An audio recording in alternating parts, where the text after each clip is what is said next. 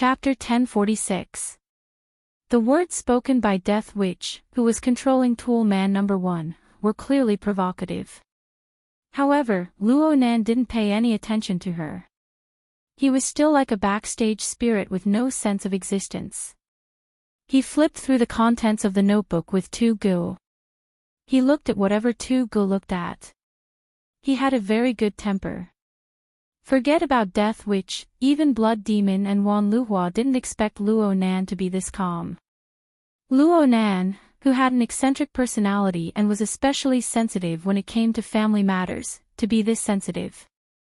This wasn't just the case on the surface. The elevator room everyone was currently in was approximately 30 square meters. It was quite spacious on the cruise ship.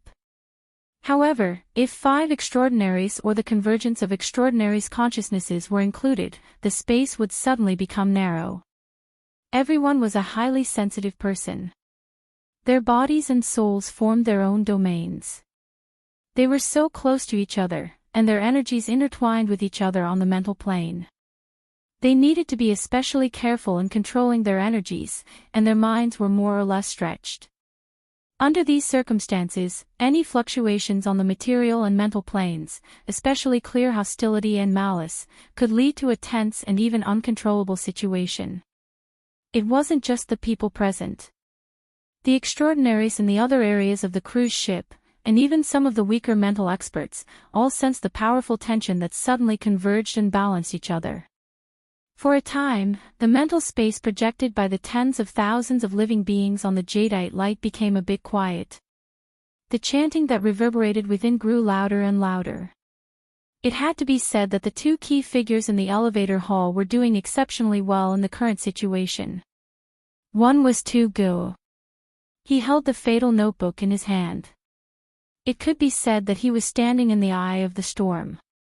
But from beginning to end, whether it was when he was communicating with Death Witch in the elevator car or when he saw Luo Nan after the elevator doors opened, he never revealed any hostile intent.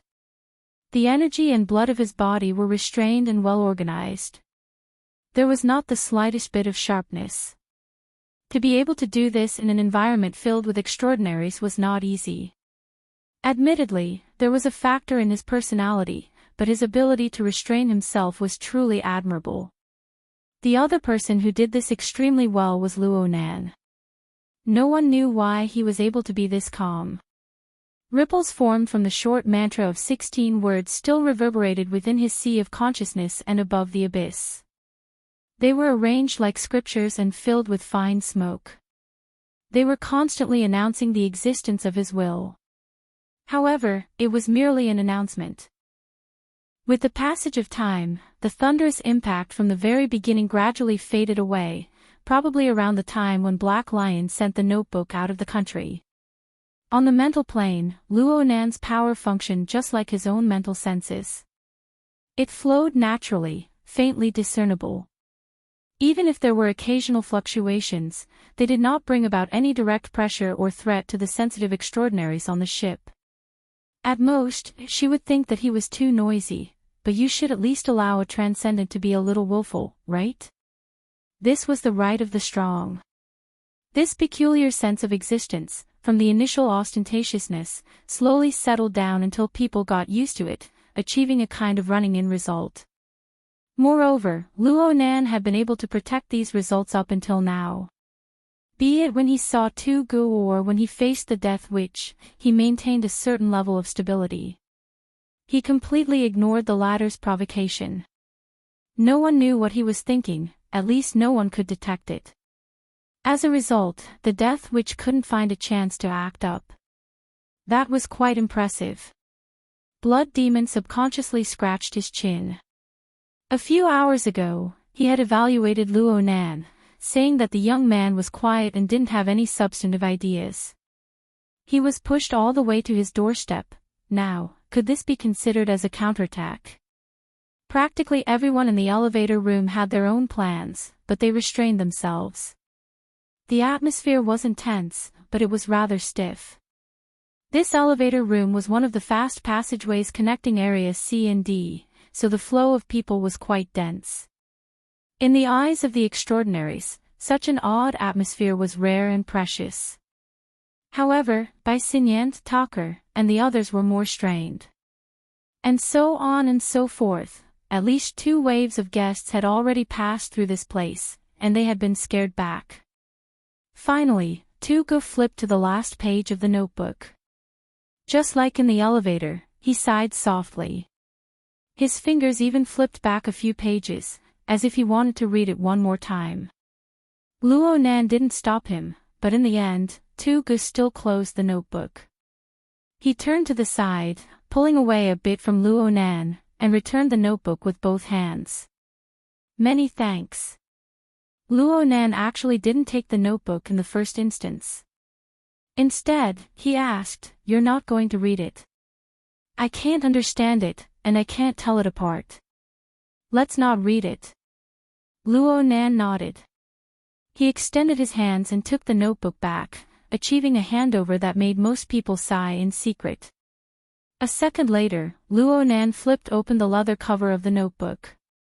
Sure enough, there were 16 words on the title page, as well as the tetrahedron and its inscribed circumscribed sphere structure. Compared to the 2 books Luo Nan had placed in Xia City and the 2 books burned by the Horn Demon, the handwriting on this page was a bit neater. There were no traces of a second erasure. He didn't flip to the back. He closed the notebook and raised his head to look at Tugu. "May I ask your opinion?" Luo Nan's tone and words were extremely polite. Tugu couldn't find a reason to refuse. He thought seriously for a moment, but his answer was very simple. "Mr. Luo Yuandao, you must have had a hard time back then." Luo Nan didn't say anything after hearing this. He just bowed slightly toward Tugu. Tugu returned the bow and said, "Then I'll take my leave first." From beginning to end, these 2 people communicated in an exceptionally polite and courteous atmosphere. It was as if there was a special tacit understanding between the 2, but it made everyone else who saw it feel like they were in the clouds. After exchanging pleasantries, Tugu, who said that he was about to leave, turned his gaze to Tool Man number 1 and said, "You're not leaving?" No one knew whether the target of his conversation was with Tool Man number 1 or Death Witch. The Death Shaman could roughly tell that this supernatural who floated around and wandered about without a trace was never someone who was easy to deal with. So, he ordered the Tool Man to move his lips again. "Now who do you think has had a hard time? Is there anyone who would actually take it seriously?" Aside from clear mockery, Death Witch also stabbed at the pit of the stomach. But when these words were spoken, not only did 2Ge's sunglasses-covered face not change, even Luo Nan only lowered his head to look at the cover of the notebook in his hand. He didn't flip through it, but it looked like he was lost in thought. As for the others, they all knew how to play deaf and mute. For a person of status, there was nothing more embarrassing than being ignored by others. No matter how eccentric Death Witch's temperament was, he still cared about his face. He really couldn't continue to be entangled here, so he simply snorted coldly and abandoned the temporary Tool Man. He plunged into the depths of the sea of consciousness and disappeared without a trace. Blood Demon and Wan Luhua, who had been seriously observing the layout of the elevator hall, glanced at each other. It was very clear that this old woman definitely bore a grudge against everyone present. Speaking of which, was there an extraordinary in this world that she didn't hate? Blood Demon didn't take this seriously. He didn't care about Tool Man number 1, who had fallen limply to the ground. He reached out to pat Luo Nan's shoulder. "Today, I'm going to have a whole new level of respect for you." The latter half of Blood Demon's words came to an abrupt halt. Blood Demon awkwardly watched as his palm directly embedded itself into Luo Nan's shoulder. This caused Luo Nan's water vapor body, which wasn't very translucent, to turn half illusory. It looked like it could dissipate into nothingness at any moment. Chapter 1047. In the exhibition hall, everyone was discussing the hook Luo Nan left behind. They were guessing the subsequent developments and changes. It was a very deep and interesting matter.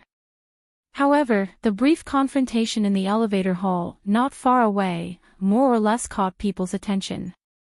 For normal people, the Jade Light was a city on the sea.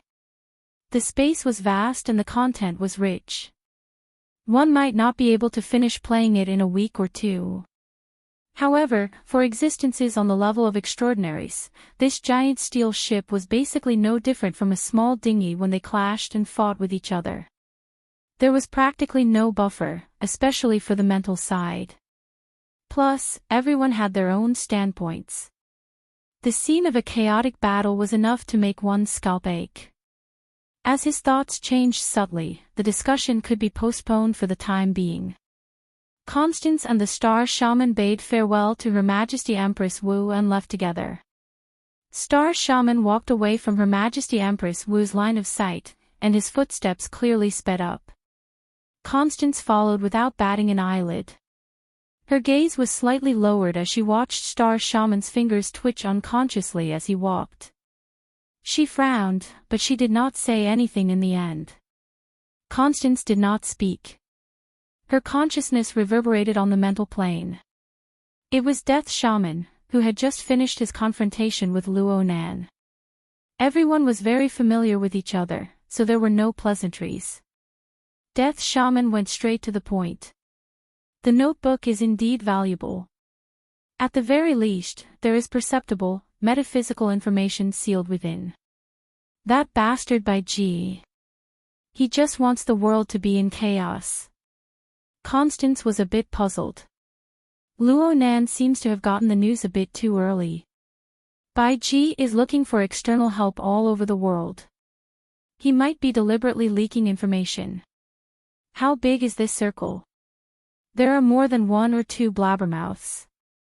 Death Shaman did not like wasting time on such boring matters. He was a bit impatient. Are you done yet? Immediately. Star Shaman finally joined in. His teacher's powerful consciousness gave him a lot of pressure, even for an extraordinary like him. To reach a state of coordination and sharing required considerable skill, patience, and trust.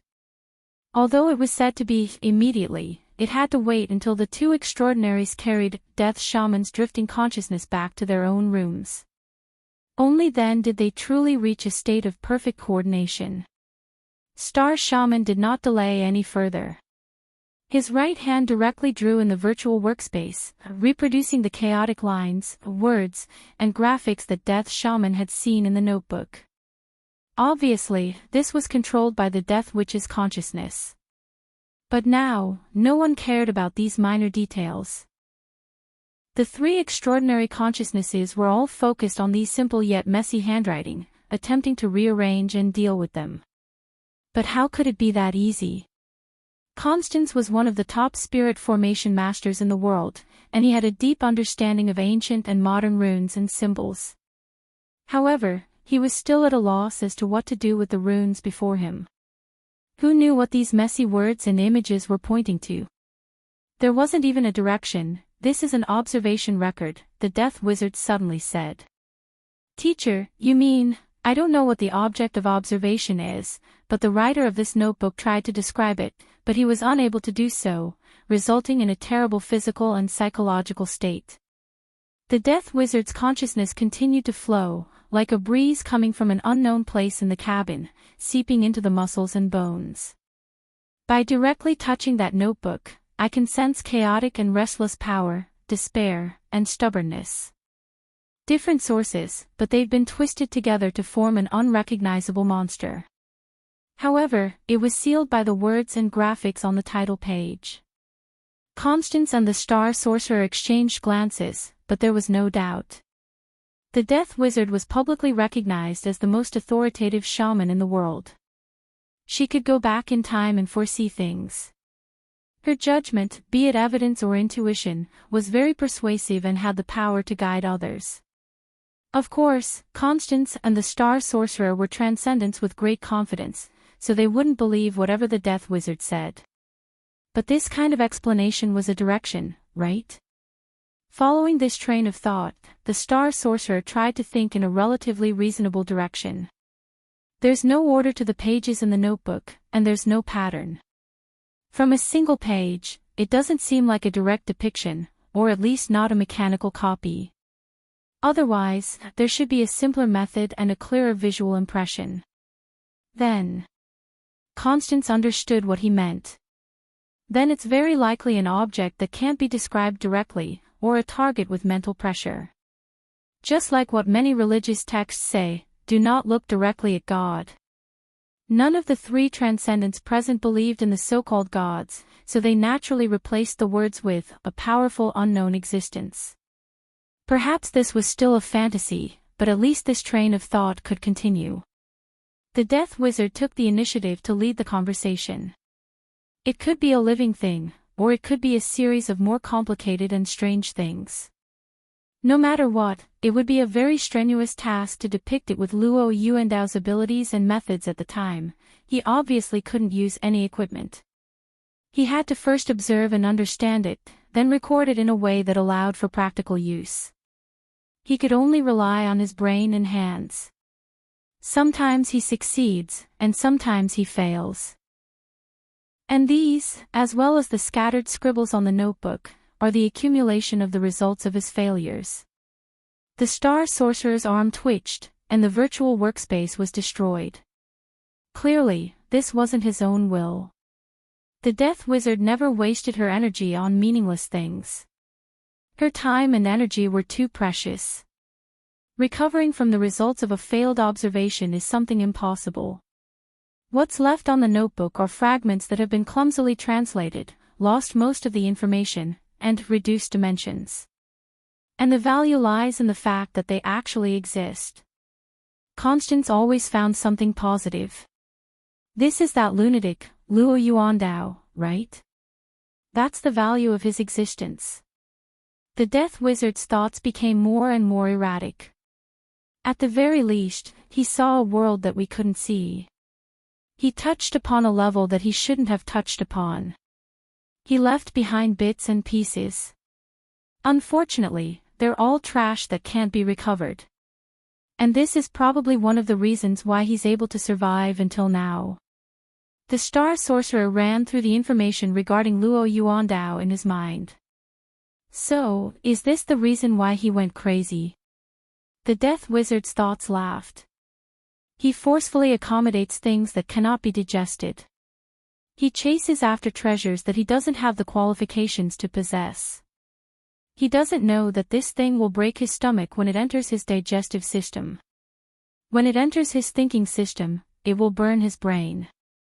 In a certain sense, he really has it hard. The Star Sorcerer grabbed his right wrist and loosened it a bit.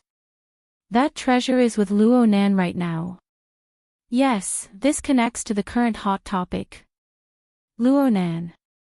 The Death Wizard muttered to herself for a moment before sneering. He will have it harder in the future. If there's a future. Chapter 1048. Anhai Mental Sanatorium was currently at its most leisurely time of the day. Ward rounds, dressing changes, diagnosis and treatment had all been carried out. The patients and elderly who had been recuperating here walked out of their rooms one after another. They took a walk outside and breathed in the fresh air.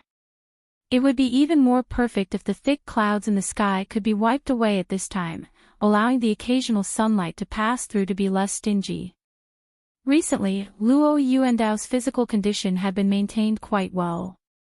As the weather warmed up, he had already resumed outdoor activities under the close care of the special nurse. Moreover, with Xiao Xinyu's company, his smile had become much more cheerful. Today was no exception. This kept Dr. Zhang Yuliang, Octopus, in a good mood. He had been paying attention to the situation through the monitor. He brewed a cup of coffee for himself and offered a toast to the brain cells that had been sacrificed because of last night's all-nighter. How about I go out for a stroll too? Just as he was thinking, the hexier in his ear vibrated slightly. It projected a message through his retina. The sender of the message was the Psychic Wave Network maintenance team of the Xia City branch. Yang Chen signed and stamped it. It was a warning directed at the core members of the Xia City branch and the elite operations team. Currently, the abyssal region of the psychic wave network corresponds to the level of the abyssal region. A continuous and irregular force has appeared. The fluctuating range is between 0.003 dg and 12.5 dg. The source of the force has yet to be discovered. To ensure the safety of the branch members and the city's ability users, the interference ports of the psychic wave network will be temporarily shut down. The Fortress of the Ring of Blood and will in the abyssal region. It is recommended that before the alarm is lifted, all activities that may touch upon the abyssal region and even the depths of the spiritual sea are suspended. To all personnel who have received this notice, please immediately enter Level 1 standby mode and activate your coordinates. If you feel any physical or mental discomfort, please immediately contact the branch laboratory. What did this mean? Octopus was also psychic, but he was a bit confused when he saw this notice. He didn't understand half of it. He quickly logged into the main page and forums of the psychic wave network, but he saw that it was still calm and tranquil. There was only a maintenance and temporary shutdown notice that was lightly worded and did not involve the abyssal region's movements. He rummaged through several work channels and chat groups of the Sia City branch. Probably because the core information was limited, there weren't many people in the know. No effective discussion was formed. Most of the people in the know were as confused as he was. A call came in while he was confused. It was Bamboo Pole. When the call connected, the person on the other side asked, "Are you all right?" Octopus knew that Bamboo Pole wasn't just asking about him, so he wasn't in a hurry to answer. Instead, he carefully observed the surveillance footage before saying, "Everything is normal." "What's going on?" "I'm not sure yet. I'm at the Shangding building right now. The president is leading the investigation." The octopus asked again. The force exceeded 10 standard units. "Is there an extraordinary attacking us?" "There's no conclusion at the moment, at least not yet, but we've basically ruled out the malfunction of the sensor equipment. That's because basically, the mental side of B class and above will show varying degrees of reaction." Bamboo Pole was also a grade B psychic, which meant that he had also felt it. Other than that, Elder Yu, Mr. Bai, and Gao Tianshi, the three psychics had the strongest reaction. Of course, there's also President Ouyang. At this point, Bamboo Pole seemed to be talking to someone. After about half a minute, he spoke again. "Now, we have a preliminary estimate. It might be an unknown powerhouse, definitely at the extraordinary level. It might be a famous expert, or it might be a mutant species from the wilderness that is currently extending its consciousness into this place." The octopus subconsciously responded, "A war. Right now, it's just tossing and turning on the mental plane, but it's always searching for an entry point to the material plane. It's tried many times, but it's not satisfied. It seems to be an obsessive-compulsive disorder." This is what the president said. The octopus chuckled twice. "I wonder who it is." At the very least, President Ouyang feels that it's unfamiliar. There's no corresponding data in the database. From the looks of it, it's more likely that it's an unknown mutant species. It might even be classified as a Darksider species. Like the human-faced arachnid. Don't jinx it. Bamboo Pole still had lingering fears from the chaos of Sia City back then, an extraordinary level Darksider species. "I didn't say it. You said it." The two habitually bickered for a bit, but Bamboo Pole quickly returned to the main topic. "In short, be careful in everything. Tonight is extremely sensitive. It wouldn't be strange for anything to happen. I don't need to emphasize this. In a moment, Mr. Bai will go over there. If there's anything, you guys can discuss it. Keep in touch and report in time." In addition, President Ouyang suggests that no matter who it is, reduce outdoor activities. He feels that the cloud layer above his head is quite awkward. F***ck me. The octopus jumped in fright. He raised his head to look at the monitor screen. Luo Yuandao and Xiao Xinyu were currently slowly moving about on a soft and flat grassland. Luo Yuandao, who was practically a bag of bones, made a rare large movement. He stretched his body. During this movement, his head, which was tilted upwards, became fixed. He still had his hands on his waist, but he no longer swung his neck. Instead, he stared blankly at the thick layer of clouds in the sky. It was approximately 10:30 in the morning right now. Although there were thick clouds in the sky that blocked most of the sun's rays, it was still cloudy and not overcast. The sun's rays dazzled the edges of the cloud layer with layers of gold. A normal person would not be able to stare directly at the sky for too long before they would tear up from the stimulation of the sunlight. Looking at the sky for too long was definitely not a good thing. Luo Yuandao was even worse than a normal person. There's something going on over at the old man's side. I'll go take a look. Octopus didn't have time to say anything more to Bamboo Pole. He rushed out the door in 2 or 3 steps and ran towards the grassland. Fortunately, he had made arrangements beforehand. He had special nurse Hong, who took care of Luo Yuandao, come to the area in front of his office whenever he accompanied the old man out for a stroll. They were so close that if anything happened, she would be there in a matter of minutes. When Octopus rushed to Luo Yuandao's side, the latter was still maintaining his posture of looking straight at the sky. All right, the old man's eyes were closed.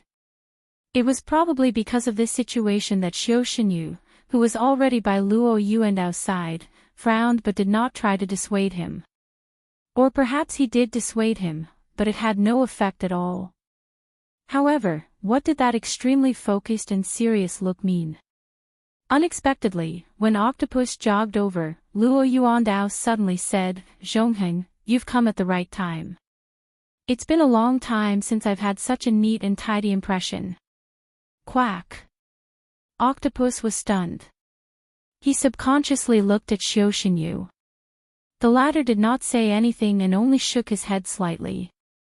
On the other side, Luo Yuandao continued, "Qingwen's train of thought is clearer than ours. I've also benefited greatly from her adjustment this time." Later on, Luo Yuandao said some unclear words, involving some unfamiliar names, professional terms, and so on. In the end, he said, "I'll do my best to use Qingwen's method to repeat it once. You remember it too. Let's first study it and see if we can piece together an outline, to piece together the appearance of a deity." Chapter 1049. It seemed that he had accidentally touched upon some secrets of the past. Octopus was quite conflicted right now. If he listened, he might violate the privacy of the Luo family. If he didn't listen, this opportunity would never come again. And Luo Nan wasn't here. Having dealt with Luo Nan for a long time, Octopus obviously knew that this kid knew very little about the past of his grandfather and father, especially the past events in the wilderness. However, he was extremely thirsty. It would be hard to explain if Luo Nan were to ask about this matter in detail. As a friend, should he listen? Or shouldn't he? Octopus's conflicted thoughts wouldn't affect the outside world. However, Luo Yuandao didn't say too much after that. His eyes were still closed, but his demeanor was as if he was observing with rapt attention. In the end, he even slowly raised his arm.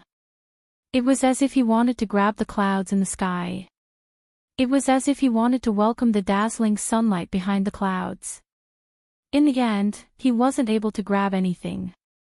Instead, the excessively withered palm seemed like it would turn into smoke at any time under the sunlight that permeated through the clouds, melting into the shadows of the clouds. The old man's stiff fingers trembled uncontrollably at the front end of this arm. He was gesturing with lines that had no basic logic or concrete shape. However, perhaps in his own circle of thinking, he was doing meaningful work. So gradually, a smile actually appeared on the old man's face, and it grew more and more brilliant.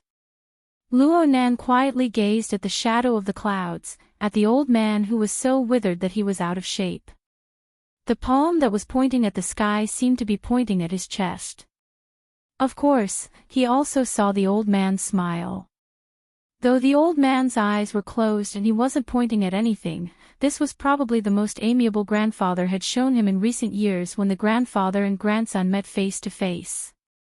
Right now, Luo Nan's thoughts were entrusted to the clouds that covered the skies of Xia City. They were concentrated on the sanatorium. Xia City was the area that Luo Nan had the strongest control over. There were far too many people here that he needed to pay attention to and protect at all times. Therefore, the Mother Mica and the Soul Cloak supported each other, accumulating and replenishing each other. From last night until now, Xia City hadn't been clear. The accumulated water vapor transformed into a thick mass of clouds. They gradually piled up to form the structure of the Mother Mica, covering the entire city. Then Luo Nan's thoughts jumped and began to directly interfere with the covered area. With Luo Nan's pure sensing ability, there was no need to be this high profile. However, his current state of mind was not stable enough. Luo Nan was able to unearth many things through his contact with the original notebook. He could understand the meaning behind the symbols, words, and even the messy lines. This did not mean that he could recover the person recorded in the notebook and decipher his grandfather's thoughts. He had only truly touched the chaotic spiritual light left on the ordinary page under the suppression of the 16 words formula and the visualization diagram, as well as the remnant emotions of extreme pain. Luo Nan could confirm that his grandfather didn't possess supernatural powers. But where did the spiritual light on those pages come from?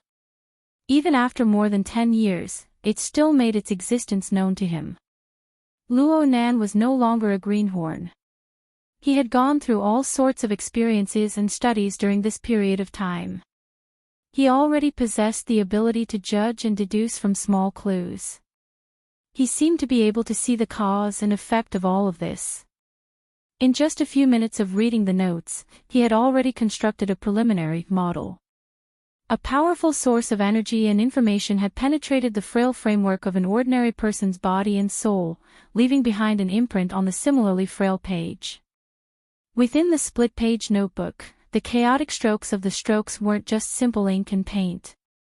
They were the scorch marks of the writer's soul burning. Luo Nan was certain that his grandfather wasn't just a simple recipient when the source of radiation penetrated. That old man was clearly recording, controlling, and expressing something. Of course, the current notebook was a collection of the results of failure. There were no achievements to be seen. There was only fragmentation and pain. But in another sense, this was the result of the source of radiation penetrating the frame of the old man's body and soul. It had the smallest deformation and the most retained results. What was the source of radiation? Where was it? How did it arrive or connect? Those fellows who could understand, or at least partially, were probably researching and considering this question. Hee. In the past, no one cared about formatting theory. When the archetype format was at its zenith, there probably weren't many people who cared about this sort of thing. These notebooks that recorded the failures and sealed errors were sealed in the depths of the laboratory, never to see the light of day. But now, the situation was completely different. Clearly, this was largely due to Luo Nan. Those fellows thought of every possible way to dig out the source of Luo Nan's power, especially the location of the new plane. Perhaps they had bound all of Luo Nan's achievements to date to the unknown resources at the core of the new plane. Needless to say, Luo Nan thought the same. The only difference was that those fellows were thinking of the new plane, while Luo Nan was thinking of the Sunwell Hell. There was no way around it. This was his first reaction. Luo Nan had long since known what his grandfather and parents were concentrating on, observing, and researching. It was the Mist Maze. It was the mysterious existence of the Sunwell Hell in the depths of the Mist Maze that could not be effectively explained to this day. His mother's North Coast gear had opened the door to the Cloud World. That place was the product of the collision between the Mist Maze and Earth's local spacetime. His father's tree hole was formed for the purpose of observing the mist maze and ultimately pointed towards the Sunwell Hell. As for his grandfather, although the scope of his research seemed to be the transformation of the frame of the human body and soul, he was without a doubt the leader of this line of research. There were most likely no problems if Luo Nan thought in this direction. Luo Nan was able to make a simple analysis: the mist maze, the shattered fragments of spacetime, and the domain couldn't form the burden and radiation of a large amount of information without extraordinary power or special equipment to integrate and analyze them. The Sunwell Hell was different. After all, Luo Nan had truly experienced the impact of the destructive flood of information for himself. Not just once. Was this the truth? Luo Nan didn't know. Actually, the key thing that was pressing against Luo Nan's chest, twisting his skull, and making his mind absent-minded wasn't this. What occupied most of his brain's resources was another matter. Luo Nan was suddenly enlightened because of this split-page notebook. His grandfather's so-called schizophrenia turned out to be due to another reason. It wasn't a neurological disease in the traditional sense. Instead, it was damage from external sources of radiation. New discoveries always brought new thoughts. Luo Nan thought, maybe I can do something. This thought germinated and couldn't be restrained. Therefore, Luo Nan hurriedly changed his thoughts and headed straight for Xia City. Luo Nan came with a certain amount of hope. His rich experiences and leaps and bounds of progress gave him a certain degree of confidence. After all, he was already publicly recognized as a psychic expert. He had established a profound structure of the mental domain that ordinary people couldn't even imagine. He could spread a global network, control the mind and communicate, and trace back to precognition. There was also the mica structure that he had just established. He specialized in dissection and analysis. But reality gave him a beating. Reality was that he couldn't see through it. It wasn't that the old man's current frame of body and soul had some sort of powerful concealment ability that could block Luo Nan's probing senses. The core problem was complexity, chaos, and fragility. The frame structure of the old man's body and soul had already reached the point of collapse with a single touch. Luo Nan's consciousness poured here, stirring the winds and clouds, drawing the starry sky, causing wave after wave of ripples in the sea of consciousness and the polar domain of the abyssal region. But here, on the lawn of this sanatorium, faced with this fragile soul that would shatter with a single poke, Luo Nan could only step back and not move forward. He was helpless. So Luo Nan knew that even if he amassed the apex power of Earth and used the living starry sky structure that he was most proficient in, or the mica structure that he had just obtained, it would still be difficult to make a move. Making a move required the awareness of a destructive dismantling. That was a consequence that Luo Nan simply couldn't bear.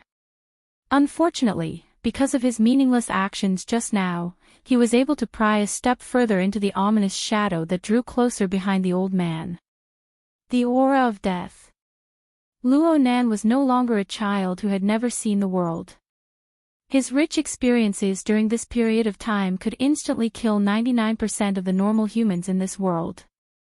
It wasn't that he had never seen a life state worse than Luo Yuandao's. Some of them were even created by him. But how could that be the same? Luo Nan was able to clearly distinguish in his mind that this was a kind of selfish way of thinking. His rationality had always been in play, allowing him to suppress the sudden eruption of irritability, depression, gloom, and all sorts of other negative emotions from the great ups and downs in his heart. But that was all there was to it. Luo Nan gazed at the withered and shriveled old man on the lawn. He gazed at the frail structure of body and soul that could no longer be further explored or stripped away. All sorts of thoughts and ideas rose and fell in his mind, but it was hard for him to grasp any valuable fragments for a time. The only thing that could be said to be comforting right now was the old man's observation with his eyes closed. Luo Nan knew that the old man wasn't looking at the layer of clouds. He didn't discover any structure within the layer of clouds. The layer of clouds was at most an inducement. Even the existence and tendency of Luo Nan's consciousness was a part of the inducement. The main activity of the old man's consciousness at this stage was still limited within his self-logical circle. The external world was merely the background that rotated on the stage of his consciousness. He was still within his own demarcated circle. It was just that this time, the old man was no longer an omnipotent God who could do everything. Instead, he had returned to the most profound life of the past. He continued to struggle. His trembling and deformed fingertips drew. These were the strokes that he poured his heart's blood into. He used this to communicate with his children, his students, and his colleagues. There were no obstructions. So even though the sun gradually faded from the sky and the dense clouds prevented rain, the smile on his face still grew brighter and brighter. Luo Nan gazed at this scene in a daze. His mind was in a trance. Chapter 1050. If the old man's smile and current state could be sustained for a long time, Luo Nan's mentality might be more conservative. He might place more of his thoughts in the direction of how to create a similar environment. But that was not the case. Luo Yuandao's stamina and energy were simply not enough to support such a state. After standing alone on the lawn for less than a minute, his body began to sway. Octopus and Nurse Hong rushed over to support him, which directly interfered with the old man's self-logic. He began to struggle, and his emotions began to fluctuate again, becoming irritable. Under Luo Nan's gaze, the frail structure of the old man's body and soul entered a terrible state of chaos after a short few dozen seconds of peace and harmony. In fact, he was even weaker than before. The lawn also began to become chaotic. Octopus and Nurse Hong tried to put the old man into the wheelchair. The old man continued to struggle. During this time, he opened his eyes. His turbid and hazy vision, after drifting for a few degrees, locked onto the thick clouds in the sky. Occasionally, he would flip his palms up and try his best to reach upwards. At this moment, no matter how constrained Luo Nan's thoughts were, he could still understand. The old man's self-logic formed a link with the clouds in the sky, bestowing a certain peculiar value to it. Perhaps this was the moment when the grandfather and grandson were most connected in over a decade. The problem was that this might not lead to a good result. Muffled rolls of thunder clearly rang in the sky, but Luo Nan's mind escaped during this time. Let's put it this way for the time being. He completed a great switch between Xia City and the Central Pacific Ocean. Due to the shift in focus, the water vapor fake body that had dissipated for a moment on the cruise ship solidified again. Plus, Blood Demon reacted very quickly. His body control ability was astonishing. Even though everyone knew that Luo Nan's soul had left his body a bit, the awkward situation didn't last too long. And at this time, Zhang Yingying's chain of calls helped Luo Nan out of his predicament. The signal came from Xia City, and it chased Luo Nan all the way here. Luo Yui, you've gone too far. The moment the call connected, Zhang Yingying opened her mouth and scolded, you do whatever you want. It's fine if you don't follow the plan, but why can't you contact me at all when you're looking for someone? Did I? Luo Nan's mind was still a bit absent-minded. Zhang Yingying's energetic voice sounded righteous. Didn't your communicator explode? Either the line is busy or you're not picking up. I can't tell that you're quite busy.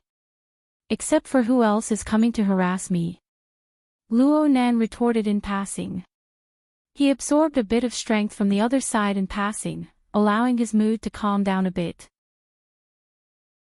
It was also because of Zhang Yingying's reminder that he also split off a portion of his consciousness and swept it over the North Bank's underground laboratory that was several thousand kilometers away. Luo Nan's various communication tools were perfectly placed there. They were originally meant to confuse the enemy, but right now they were just serving as a signal relay station. The only advantage was that he could log into a large local area network like the Psychic Wave Network, which had limited coverage, without any problems. He could Psychic Network Soul Network, but he was Limited Range Network. Luo Luo Sol Luo Nan. Luo Nan sighed. He gradually reduced the hybrid structure of his soul cloak and mica, interfering with the material plane of Xia City. This could be considered as tidying up the mess left behind by his sudden escape. Hopefully, President Ouyang and the others would not work overtime because of this. Aside from this, Luo Nan also saw Zhang Yingying's so-called exploding phone calls. Actually, there were only 2 or 3 of them. As for the other 2, while she was distracted, Zhang Yingying asked again, then, Yuan, why, have you had enough harassment, or have you been harassed enough? Zhang Yingying asked, are you done harassing or being harassed? Give me a definite message. There's still 4 or 5 hours until the auction starts. Have you arranged any programs? Programs? Luo Nan's gaze subconsciously swept across Blood Demon and Wan Liuhua's faces. He had no intention of asking. Even if there were programs, he wouldn't be interested in participating, let alone programs. No. I can't do this. Luo Nan's mind tightened. He quickly denied his previous state of mind.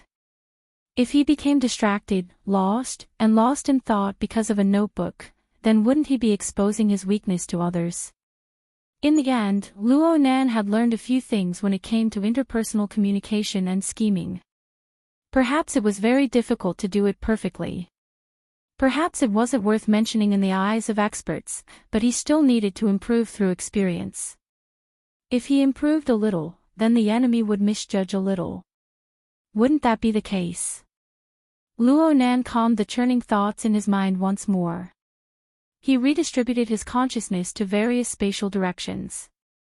He needed to be a bit more in front of people, especially in the jadeite light. It would be best if a situation like Blood Demon's palm smashing into his shoulder blade didn't happen again.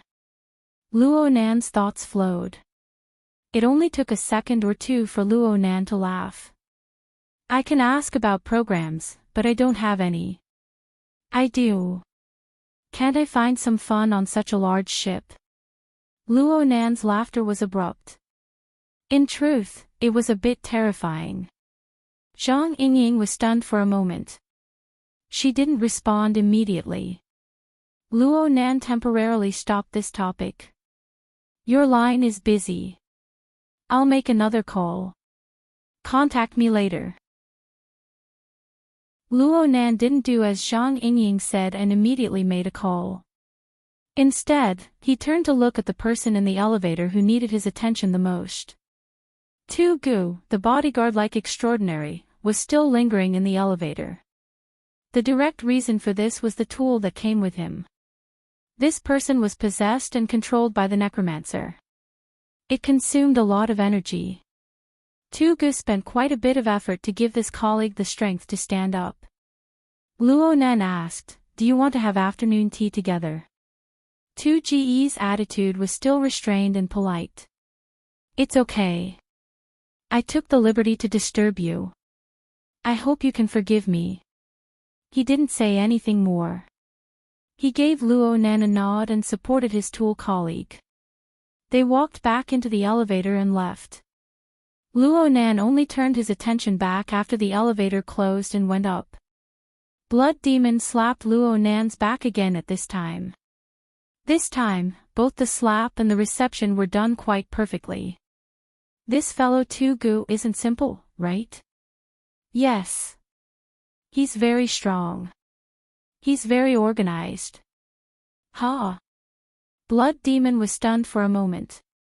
He soon laughed. Brother Luo, your comments are quite unique. Luo Nan laughed. He didn't speak in detail. He thought for a moment, found a number, and dialed back. Hello. Sister Pomegranate. He was calling his cousin, Mo Han. She was also one of the 2 people who had called just now. Mo Han was clearly in class. She picked up quickly and spoke in a low voice. Luo Nan could still hear the unhappiness in her tone. You're back from playing around. Don't look for me. It's Yu Qin looking for you. It looks like it's quite urgent. Luo Nan immediately understood. Yuqin's call must have gone unanswered. She was worried that Luo Nan wasn't picking up on purpose, so she asked for Mo Han's help. Aside from being urgent, this method of doing things was excessively careful. It showed that Yuqin held more reverence towards Luo Nan. However, there were certainly many twists and turns involved to be able to force Yuqin to this point. Luo Nan didn't hope to understand everything in an instant. He also didn't want to waste his brain. He gave Mo Han a few vague grunts and hung up the phone. Luo Nan thought of an old acquaintance of Xia City who he had met on the same cruise ship not too long ago. That person was Yuqin's father. What was his name again? Chapter 1051. Luo Nan wanted to immediately call Yuqin, but he turned to glance at Blood Demon and the others. They were still waiting idly by the elevator. His mind stirred, and he nodded in that direction. My classmate is looking for me. It's probably a bit of a private matter. He paused here and said, actually, you two don't need to keep me company. Isn't Talker and Dr. Bai always following me? Bai Xinyan was fine, but Talker's eyes were wide open. His words were stuck in his throat. Why am I always following you? Talker's expression was rich, but the problem was that no one paid attention to him. Blood Demon and Wan Luhua looked at each other. We're being ignored. Okay, this is a joke. In fact, they could feel that Luo Nan's words were unclear, but they were exceptionally clear about his purpose. It seemed that this fellow wanted to do something. The kind that would look for trouble. Yes, they could see that Luo Nan was still young. Perhaps he felt that it wasn't good to lose face in the face of complicated interpersonal relationships, or perhaps he instinctively rejected the tyrannical behavior of bullying the weak. In short, the two extraordinaries, who could suppress the vast majority of variables, had become burdens. The two extraordinaries were unable to fully understand Luo Nan's mental journey for a while. However, they were all intelligent people, so they didn't need to speak too bluntly. A large part of the reason why they kept following Luo Nan was because they were worried that Luo Nan would directly clash with the extraordinaries on the Jadeite light ship. It might even escalate, adding variables to their future plans. Right now, the most troublesome few people had either directly or indirectly met face to face. The possibility of a direct conflict or a violent conflict was already very small. Luo Nan's current state had absolutely no problems with his personal safety. That's fine.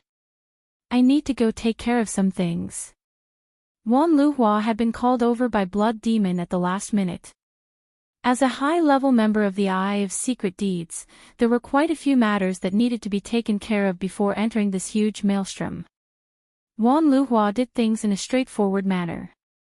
Since she had spoken, she didn't stay any longer. She entered the elevator, turned around, and smiled at Luo Nan. Call me anytime if you need anything. Luo Nan bowed in thanks. Seeing the elevator door close, Blood Demon impatiently clicked his tongue twice. Your luck with women is quite good. Don't look at this master style smiling all the way here. He's usually a fierce character. Luo Nan ignored these senseless words. He just asked, what about you, Mr. Blood Demon? What are your plans? Blood Demon, who was despised again, was still smiling happily. Actually, I hired you to be my artist today. I didn't expect that we would get along so well, and many of the drawings went beyond the scope. Some words came out of the Blood Demon's mouth, but the meaning was the same. I originally wanted to bring you to experience a few small circles, but since you have your own ideas, I can't force you. Since I've already said it, I have to do something about it.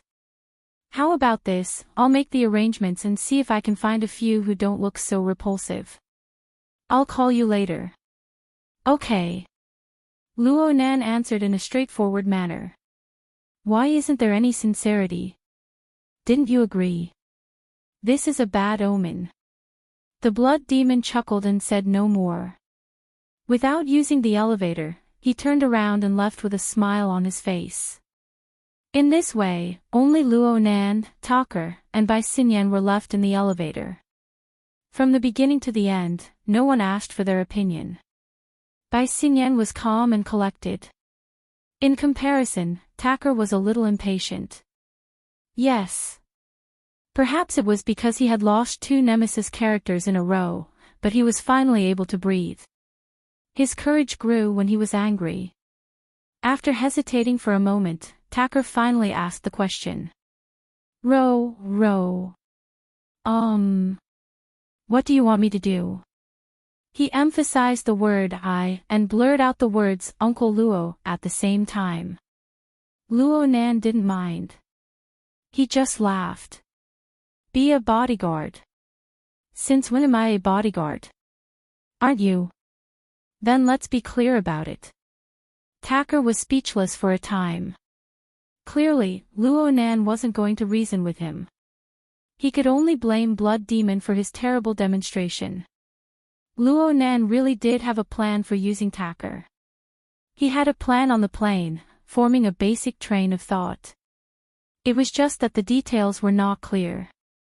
The main thing was that Luo Nan's previous experience might not be useful.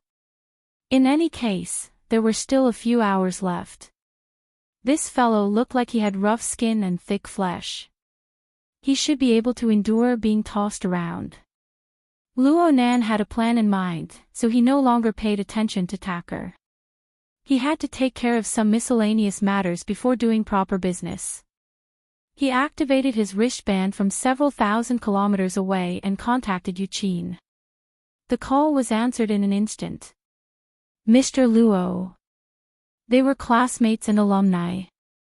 This form of address was far too polite. It was a deformed beginning. It was hard to avoid awkwardness later on. Yuqin wanted peace of mind. Fortunately, they were gradually getting used to it. My father asked for your number just now, Mr. Luo. I didn't tell him directly. Yuqin's words were polite, but she went straight to the point. She really wasn't in the mood to engage in small talk. I think that he might have encountered some trouble. His mind is uneasy. Otherwise, he would have remembered that he contacted you through me at the end of last year. Oh, something like that happened. Luo Nan nodded. He remembered this detail as well. At the same time, he felt that the nickname Xian, or that the doll gave Yuqin, couldn't be more appropriate. She always had an intelligent and calm personality. My father is currently on the Jadeite light. He said that he saw you not too long ago. Yes, that's right. Yuqin didn't ask why Luo Nan was there. Of course, she didn't say that Mo Han still believed that Luo Nan was still in closed-door training in Xia City's laboratory. She just asked politely and carefully, my father definitely needs help, but that place isn't like Xia City. Mr. Luo, can I give him your number? Sure. Since Luo Nan had returned the call, he had made preparations in this regard. He agreed quite straightforwardly. Yuqin considered things a bit more. When asking for help, she needed to explain the sequence of events as clearly as possible. Only then would she not be embarrassed and even cause misunderstandings. She carefully considered her words and did her best to tell Luo Nan everything she knew. My father and my brother are together. They are here to treat the problem of an infection. Yuqin's tongue was nimble. She explained the sequence of events clearly with just a few words. Of course, there were some details that she couldn't grasp. Luo Nan didn't mind because he had already grasped the keywords. Clay's laboratory. Luo Nan's gaze turned to Bai Xinyan. She could be considered half the main character. He grinned and comforted Yuqin. I understand. You don't need to worry. I will understand the specifics of the situation from Uncle. Okay. Otherwise, you can give me Uncle's number. It's the same. Luo Nan's attitude was very polite. He didn't deliberately put on airs. Eugene clearly let out a breath of relief. She said that she would immediately transfer Luo Nan's number to her father and let him get in touch with Luo Nan. The call ended quickly and efficiently. Luo Nan quite approved of the other side's attitude. He thought about how he would have to call in a bit, so he simply stopped in the elevator and turned his gaze to Bai Xinyan. What kind of demonic moth are you guys up to now? Bai Xinyan looked a bit surprised. You're talking about Yu Qi's son, right? That young man is in Team C. He's a different kind of VIP. No matter how much the laboratory tosses and turns, it wouldn't cause trouble for its future customer. Luo Nan coughed. Start from the beginning. He looked at Bai Xinyan up and down. I found it strange just now. Yuqin's brother, his name is Yujing, right? He was infected in Xia City. How did he hook up with you guys across the Pacific Ocean? Oh, the course of the disease isn't right. He was infected at the beginning of the year. It's been almost half a year. If he hasn't been cured by now, then he should be in the severe third stage. Bai Xinyan pursed her lips into a smile. This involves a few problems on the research and technical level. Can you be a bit more direct? Luo Nan's lips twitched. The water vapor body reflected his thoughts, and he subconsciously moved his fingers.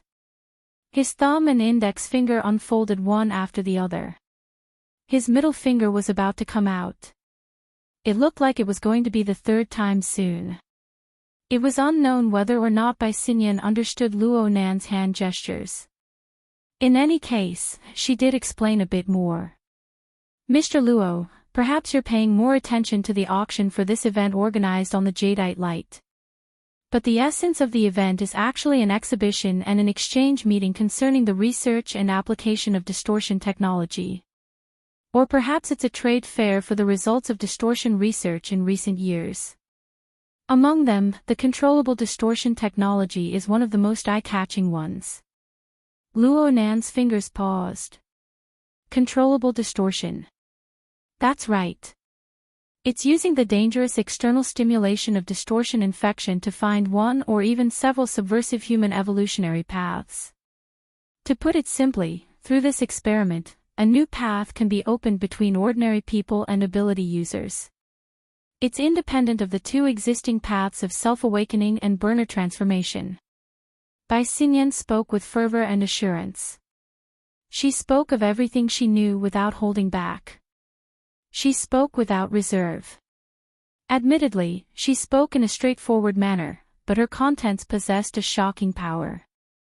In the end, Luo Nan still extended his middle finger. His 3 fingers remained there, but his meaning had already changed completely. A third path. At least that's what the presentation said. It's the product of multiple technological collaborations. LCRF, Tianqi, Deep Blue, and a few private laboratories have all joined in. They've all achieved certain results. And Dr. Clay, my mentor, presides over the laboratory. He's the demonstrator of this technological achievement. The goal of doing this is to explore its value a step further. Right now is the time to expand its influence within a certain range and find even more supporters. Luo Nan raised his eyebrows. And at this moment, a communication wave activated the wristband of Gear's underground laboratory far away on the north bank. This call was within his expectations, but Luo Nan was surprised when he noticed the caller. Hello, student Yuqin. Mr. Luo. Yuqin's enunciation was as clear as before, but compared to a few minutes ago, the speed of her speech was clearly faster. Her choice of words was less particular, and her final words were a bit shaky. Mr. Luo, I can't contact my father. Ha! There's also Yujing. There's also Uncle Lu. There's also Secretary Zhang. They aren't picking up the phone. Chapter 1052. Yujing sat ramrod straight. He was even more upright than he was in class. It wasn't that he wanted to sit like this, but the metal ring on his neck was constantly releasing a weak electric current that paralyzed the central nervous system. It made him unable to muster the slightest bit of strength from head to toe. He was in whatever position the others were in. He felt more like a patient with high paraplegia who was placed in a wheelchair with the other two members of Team C. He was controlled by the men in black suits behind and beside him as they walked through the long corridor and entered this unfamiliar room. Then he saw the people in groups A and B and saw that they were similarly paralyzed. He also saw the catheters extending from their bodies and the blood flowing through them. A whining sound rang in his ears.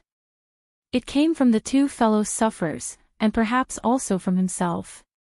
The situation didn't change according to Yu Zhang's will. The guys in groups A and B before him were treated a bit better than them. At least they had sofas and carpeted floor to lie on. They could only sit in wheelchairs and lean against the wall, shoulder to shoulder. Their hands and feet trembled as they waited for misfortune to descend. Yu Zhang didn't know what was going on at all. In the beginning, he didn't know who had ordered these expressionless men in black suits to suddenly attack them, knock down old Lu, take away their communication equipment, and bring him here alone.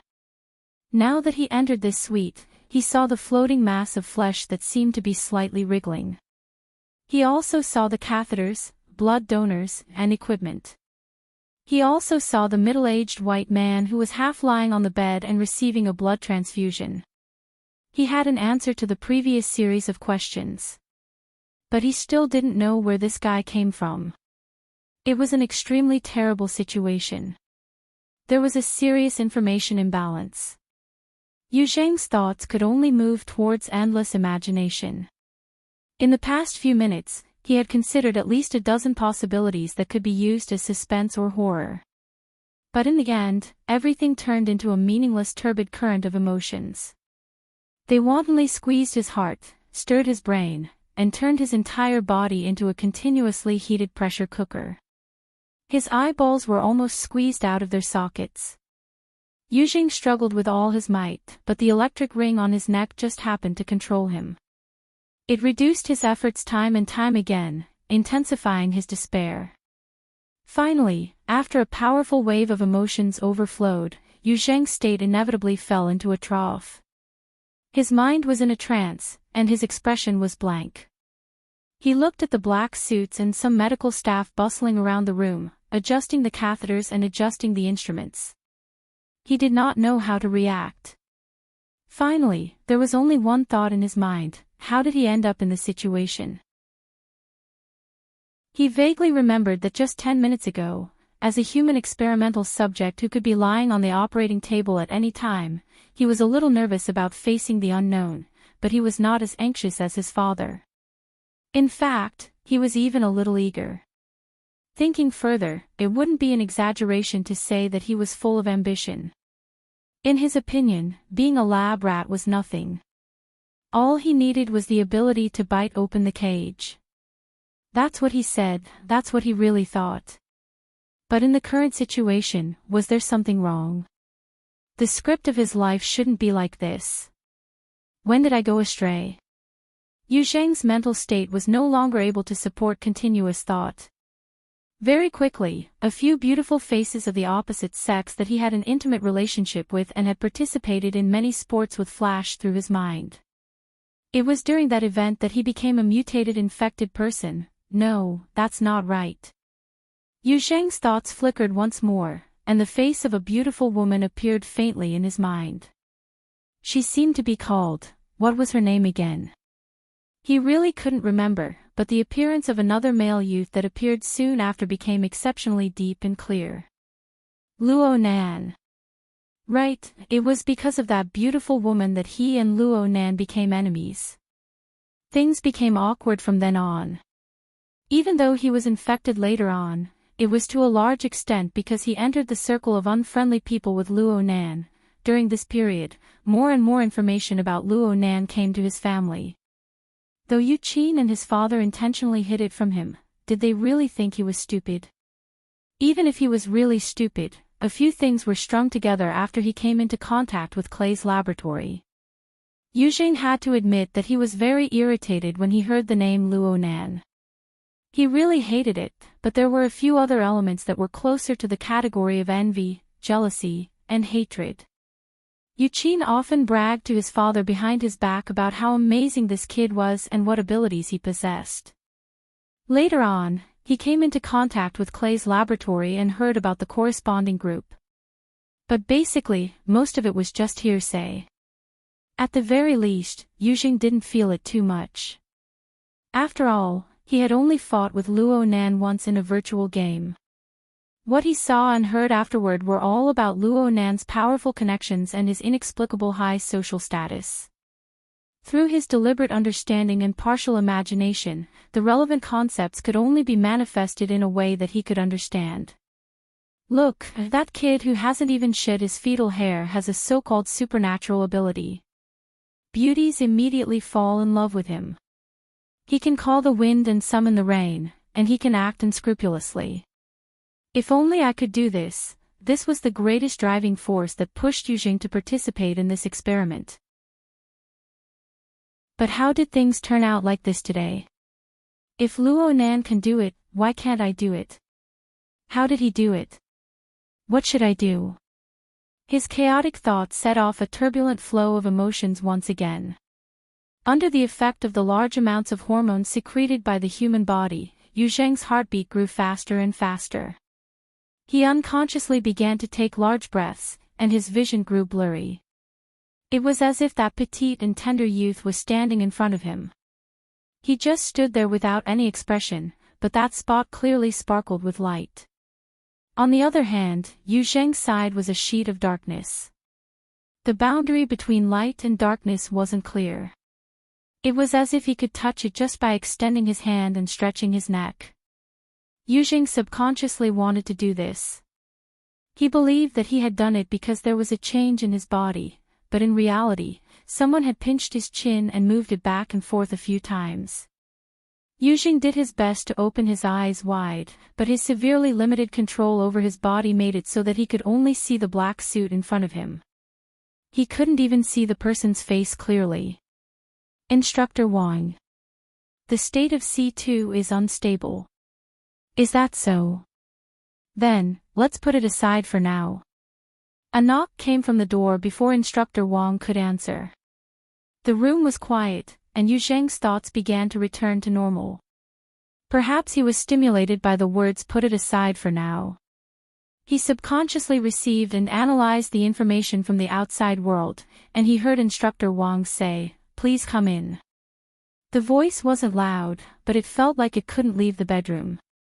But the door to the outer room opened in the next moment. Someone walked in after the sound of messy footsteps. Instructor Wang called out to them. "Mr. Tuesday," another voice came from behind Instructor Wang. It was probably the main character on the bed. His tone was quite polite. "Mr. Tu, you've worked hard to make a trip here." "Yes, I saw that this colleague's condition isn't too good. Send him back." This matter was clearly not important.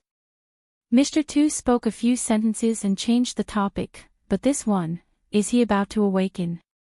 Another person answered, C2 was infected on New Year's Eve last year. It's a body fluid infection, and the infection duration is the longest. The laboratory has always been under good control, but since it's Group C, it might not be as stable as Group A and Group B. Awaken. Instructor Wang's voice sounded again, 3 transformations, or awakening. Are they talking about me? Awakening. Yuzheng listened, not really understanding.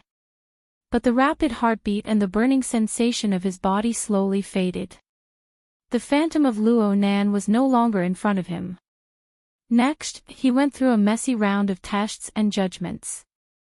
It wasn't easy for him to slow down, but he heard Mr. Tu's slightly raised tone. Stopped.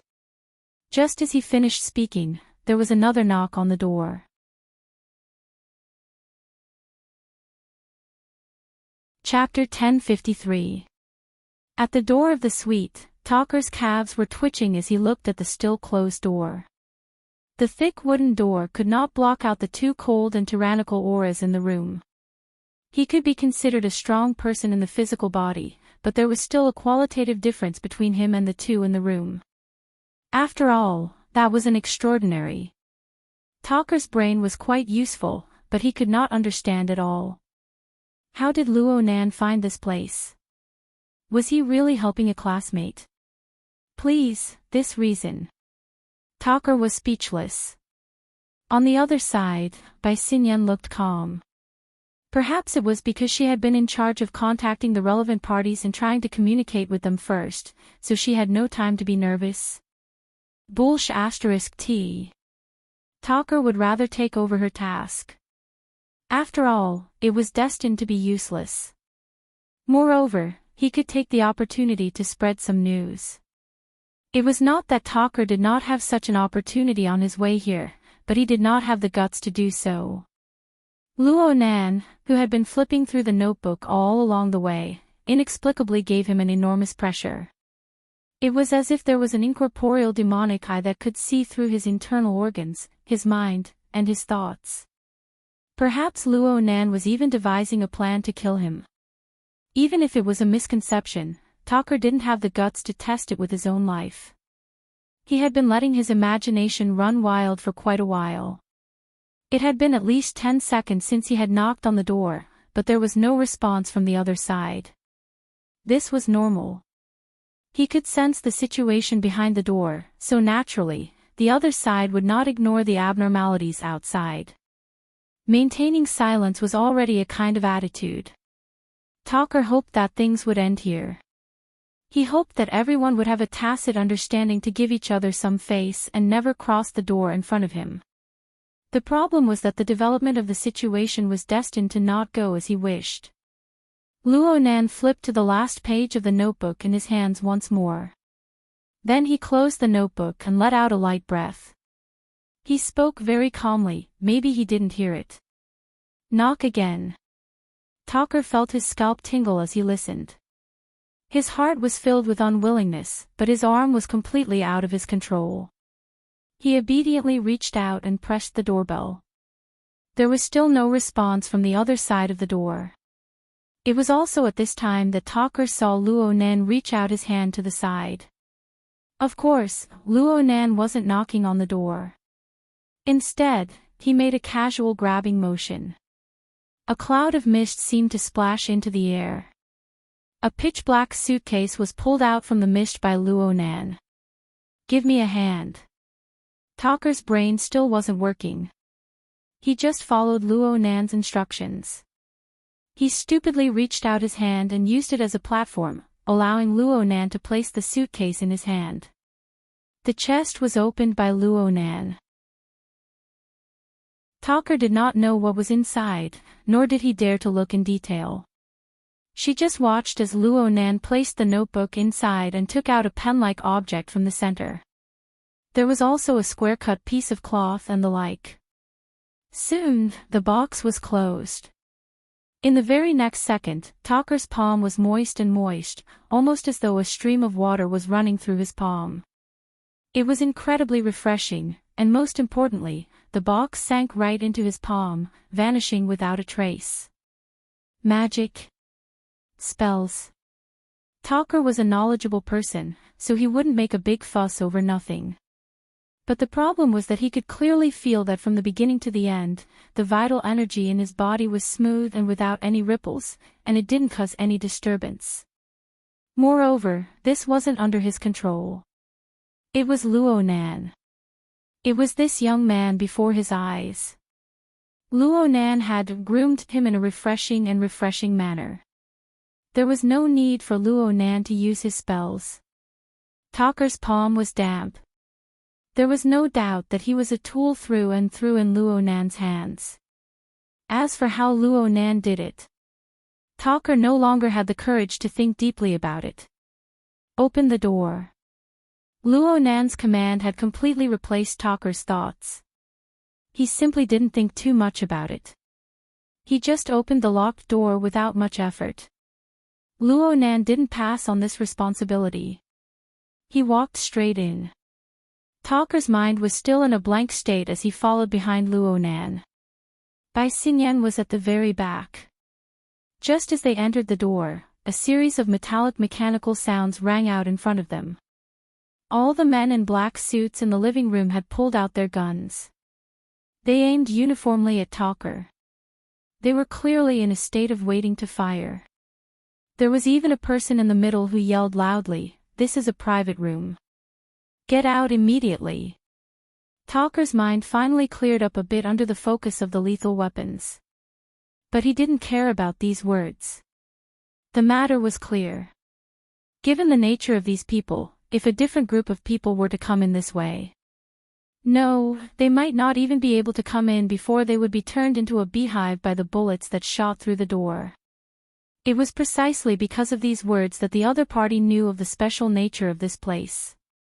Knowing is fear, and fear is understanding. It's true that everyone here is a tool. The group of men in black suits had sunglasses covering their faces, but it couldn't hide the beads of sweat that slid down their foreheads. Their heavy breathing exposed their unease and fear early on. Luo Nan didn't pay attention to this. It was as if he didn't see the pitch-black muzzles in front of him. He looked around very naturally. "Mr. Black Lion was here just now, right? He returned the notebook that my family had left outside to its rightful owner. That's why he came to express his thanks." This lousy reason. No one answered him. Luo Nan's gaze quickly locked onto the man in the worst condition among the group of men in black suits. It was Tool Number 1, who had returned from the mission of returning the notebook. Luo Nan nodded and answered his own question. "It looks like this is the right place." Luo Nan didn't stop as he spoke. He walked straight into the bedroom. This was too much. The men in black suits, who had gone through strict training, instinctively wanted to pull the trigger. But a concise command came from inside at this time. "Withdraw." It was as if the men in black suits had been pardoned. They withdrew their guns one after another, but they still blocked Luo Nan's path forward. The problem was, what was the point of that? Luo Nan had made up his mind long ago. He completely ignored the obstacles in front of him. Actually, this couldn't be considered an obstacle for his water vapor body. His footsteps didn't stop. He went straight forward and made contact with the wall of men in black suits in the blink of an eye. The latter didn't have any effect in blocking Luo Nan. Luo Nan's water vapor body was illusory. It was as if it came from another world. The two sides didn't intersect. It just passed right through. "Halt!" The man who had just given the order spoke once more. What was faster than his voice was the air that suddenly solidified like an iron wall. At this moment, the flow of air in the living room of the suite seemed to have completely frozen. Everyone's breath didn't even pass through their noses and mouths. Even Talker, who had a fleshly body, felt his skin tighten. The breath of his entire body suddenly turned muddy, and the flow of his blood and energy wasn't smooth. He subconsciously took a step back and took a defensive stance. He nearly bumped into Bai Xinyan. When he looked forward again, he saw the two men in black suits blocking the bedroom door. They were like a door that had been forcefully opened. An indescribably strange sound separated them. Their bodies were stiff, and they lost all consciousness. Luo Nan, who had just passed through with his illusory water vapor body, appeared in a position near the back of the center of the door. His fake body was clearly sluggish, and there seemed to be faint wisps of water vapor emitting from it. In the next moment, his entire body distorted and collapsed. Behind him was a young man dressed like a bodyguard in a black suit, but his skin was a bit strange and gray. "Instructor." "Wang Yong." Talker called out instinctively, but Wang Yong ignored him. Instead, he turned his head. At the same time, Luo Nan's calm voice came from inside the bedroom. "As expected, Mr. Tu is also here. Actually, I forgot to say something just now. You don't mind taking up a bit of your time, right? Oh, this scene is truly extravagant. Chapter 1054. The situation before him made Tucker want to die. No, he absolutely didn't want to die. But in the current situation, there was a high probability that he would be killed here as a fish in the pond. Tucker knew who Wang Yong was. He was an extraordinaire who had been nurtured by a certain someone with all their might. He seemed to be the only one under the name of the LCRF. This person was very young, probably in his early 30s. Even if he was repeatedly questioned because of his independence and personal ownership, an extraordinary was an extraordinary. It was not Tucker's place to comment. If he really got angry, he wouldn't be able to do anything to the person in question. If he wanted to vent his anger on someone else, whoever stood in front of him would be the unlucky one. Wang Yong's skin color was already strange, and now it was even uglier. Tucker wanted to hide his body, but even though there were many muscular men in the suite, his body was the most conspicuous one. The thoughts in his mind could only be considered as wishful thinking. Fortunately, when Instructor Wang Yong saw that his line of defense had been broken through for no reason, he was stunned for a moment. Without even looking at Tucker and Bai Xinyan, he quickly turned around and rushed into the bedroom. In any case, the two of them wouldn't make any further moves. Indeed, Tucker and Bai Xinyan were very well behaved. They stood where they were and exchanged glances with the black suits in the room, showing their respect to each other. At this time, Luo Nan's line of sight had just finished cruising through the blood donors, the catheter network, the blood transfusion receptors, the relevant hubs, and the refining apparatus that filled the bedroom. In the end, he turned to 2Ge's face and said, 2 or 3 extraordinaries circling around. Meaningless consumption and waste. This must be the legendary money ability. Luo Nan could see, at least from the perspective of others, that the situation in this bedroom was just a topic of conversation between Luo Nan and others. However, Tu Ge was not very cooperative. He maintained a calm attitude and remained silent. Luo Nan opened his mouth, and the rest was very calm. He raised the brush and cloth in his hand and waved them in front of 2Ge's eyes. Earlier, I promised Mr. Blood Demon that I would draw a batch of portraits of extraordinaries for his magazine. Of course, the other techniques are too time-consuming. I'm prepared to give him a sketch. I hope he can accept it. I've tentatively decided on 13, but the problem is that the total number of extraordinaries I've seen might not be that many. It must be a lie. Tucker could not help but curl his lips when Ronan's voice reached the living room. Why is it that almost all of the news I've heard about you is about opposing extraordinaries? The other people in the room weren't interested in tangling with these details. Wang Yong, who entered the room after Luo Nan, fixed his gaze on the object in Luo Nan's hand. If Luo Nan relied purely on the semi-incorporeal quality of his water vapor body to pass through the living room's defense line, Wang Yong would have accepted it. But there was a problem. Luo Nan was holding a real object in his hand, so the penetration just now was completely unreasonable. To be more precise, it was beyond common sense. Wang Yong thought of a possibility. A spatial fault. Distortion. A spacetime domain technique. That was what he thought and asked. Excuse me. Luo Nan turned around to look at him. He greeted him with a smile. This is Instructor Wang Yong. This is the first time we've met. Sorry for being presumptuous just now. Let me ask, are you interested in participating? Seeing that the bedroom was about to descend into an even more awkward atmosphere, old Els, who was still half sitting and half lying on the bed, coughed softly twice. He was very restrained, but it was enough for the people involved to understand what he meant. Wang Yong's face was cold as he gestured with his hand. Mr. Luo Nan, there's a patient here. If there's nothing else, please leave. Does that mean you agree? At Luo Nan's age, once he began to pester endlessly, his temperament really did match. Tu Gu and Wang Yong weren't people who were good at talking. Their skill at feigning civility and sincerity wasn't maxed out. Normally, it would have been fine. The power of extraordinaries could crush most obstacles. But they just had to encounter Luo Nan right now. And the situation was super complicated. The leaders of both sides of the conflict didn't have any intentions of directly talking to each other. It was impossible to guess Luo Nan's thoughts for now. But Old Els was clearly angry. Someone had directly barged into the bedroom and was deliberately ignored. Anyone would be angry in such a situation. For Old Els to be able to maintain his composure was already first-rate shrewdness. Half a second passed before Wang Yong replied stiffly, "This can be discussed later.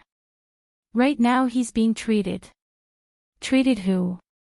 Blood transfusions or blood donors? Luo Nan looked around once more at this exceptionally narrow bedroom that could already fit over 10 people. 9 blood donors and backup, and 1 recipient. In his eyes, there were no secrets to speak of. If it's blood donors, then although these people can't walk properly, their central nervous systems have been disturbed by external instruments. They'll be fine once they've been dismantled. If it's said that they've been infected by a mutation, then they're all in the second stage right now. Even if their states are unstable, they can still be saved after a bit of tossing and turning. As for this, Luo Nan's gaze stopped on Wang Yong's face. He used his thumb to poke to the side, making it clear what he was referring to. His problem doesn't lie in his seemingly pure clone body. It doesn't lie in the mechanical backup of his soul information. Instead, it lies in his utterly terrible initial structural design. He hasn't sat properly since he was in the womb. Yes, whether or not he was born alive is still unknown.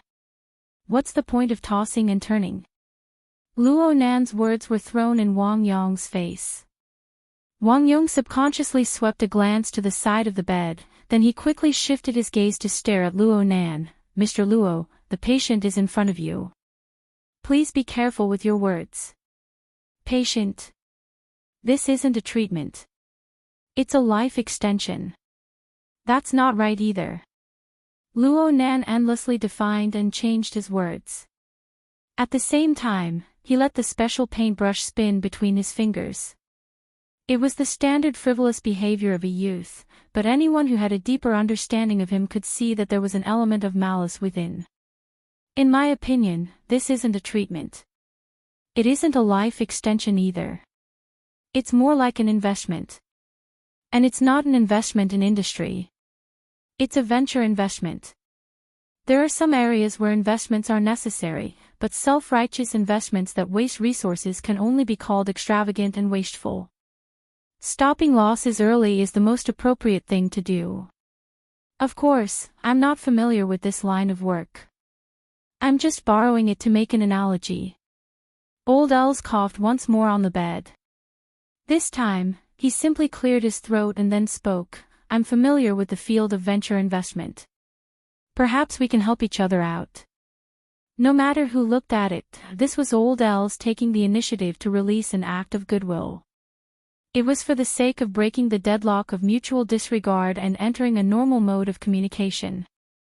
But this required Luo Nan's cooperation. Luo Nan really did stop spinning the paintbrush.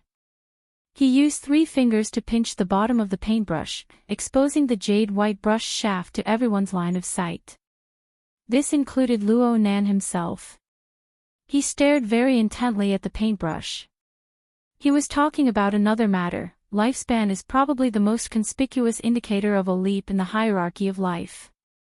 It is probably one of the most popular directions. Someone once said to me, "Laying down laws is like a pass. Piling up corpses is like a mountain. In order to surpass the limits and obtain the tinder, sacrifices are inevitable. But if we just sit on a mountain of flesh and corpses and watch others sacrifice themselves, then we casually toss out a few melons and dates and call it venture investment, then there's no meaning to it.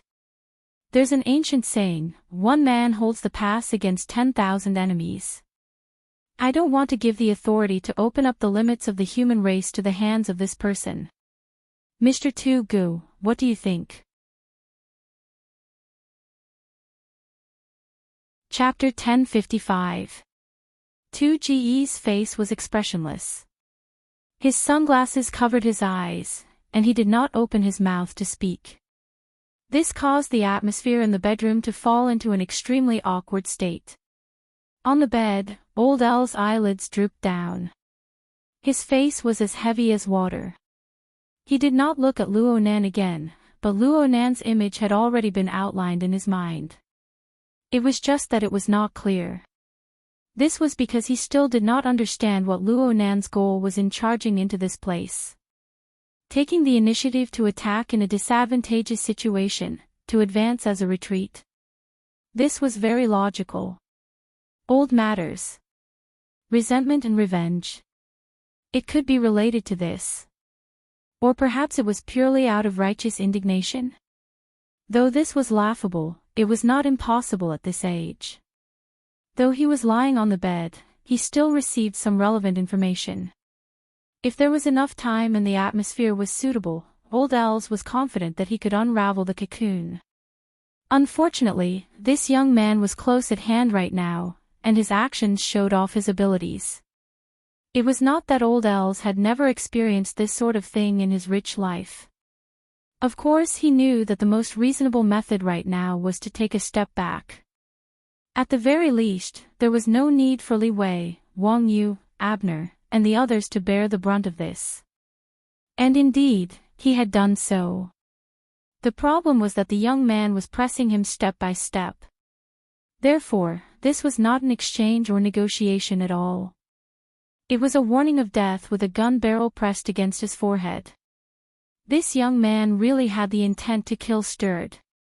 Right now, he was more and more convinced that Luo Nan really was acting out of that laughable righteous indignation.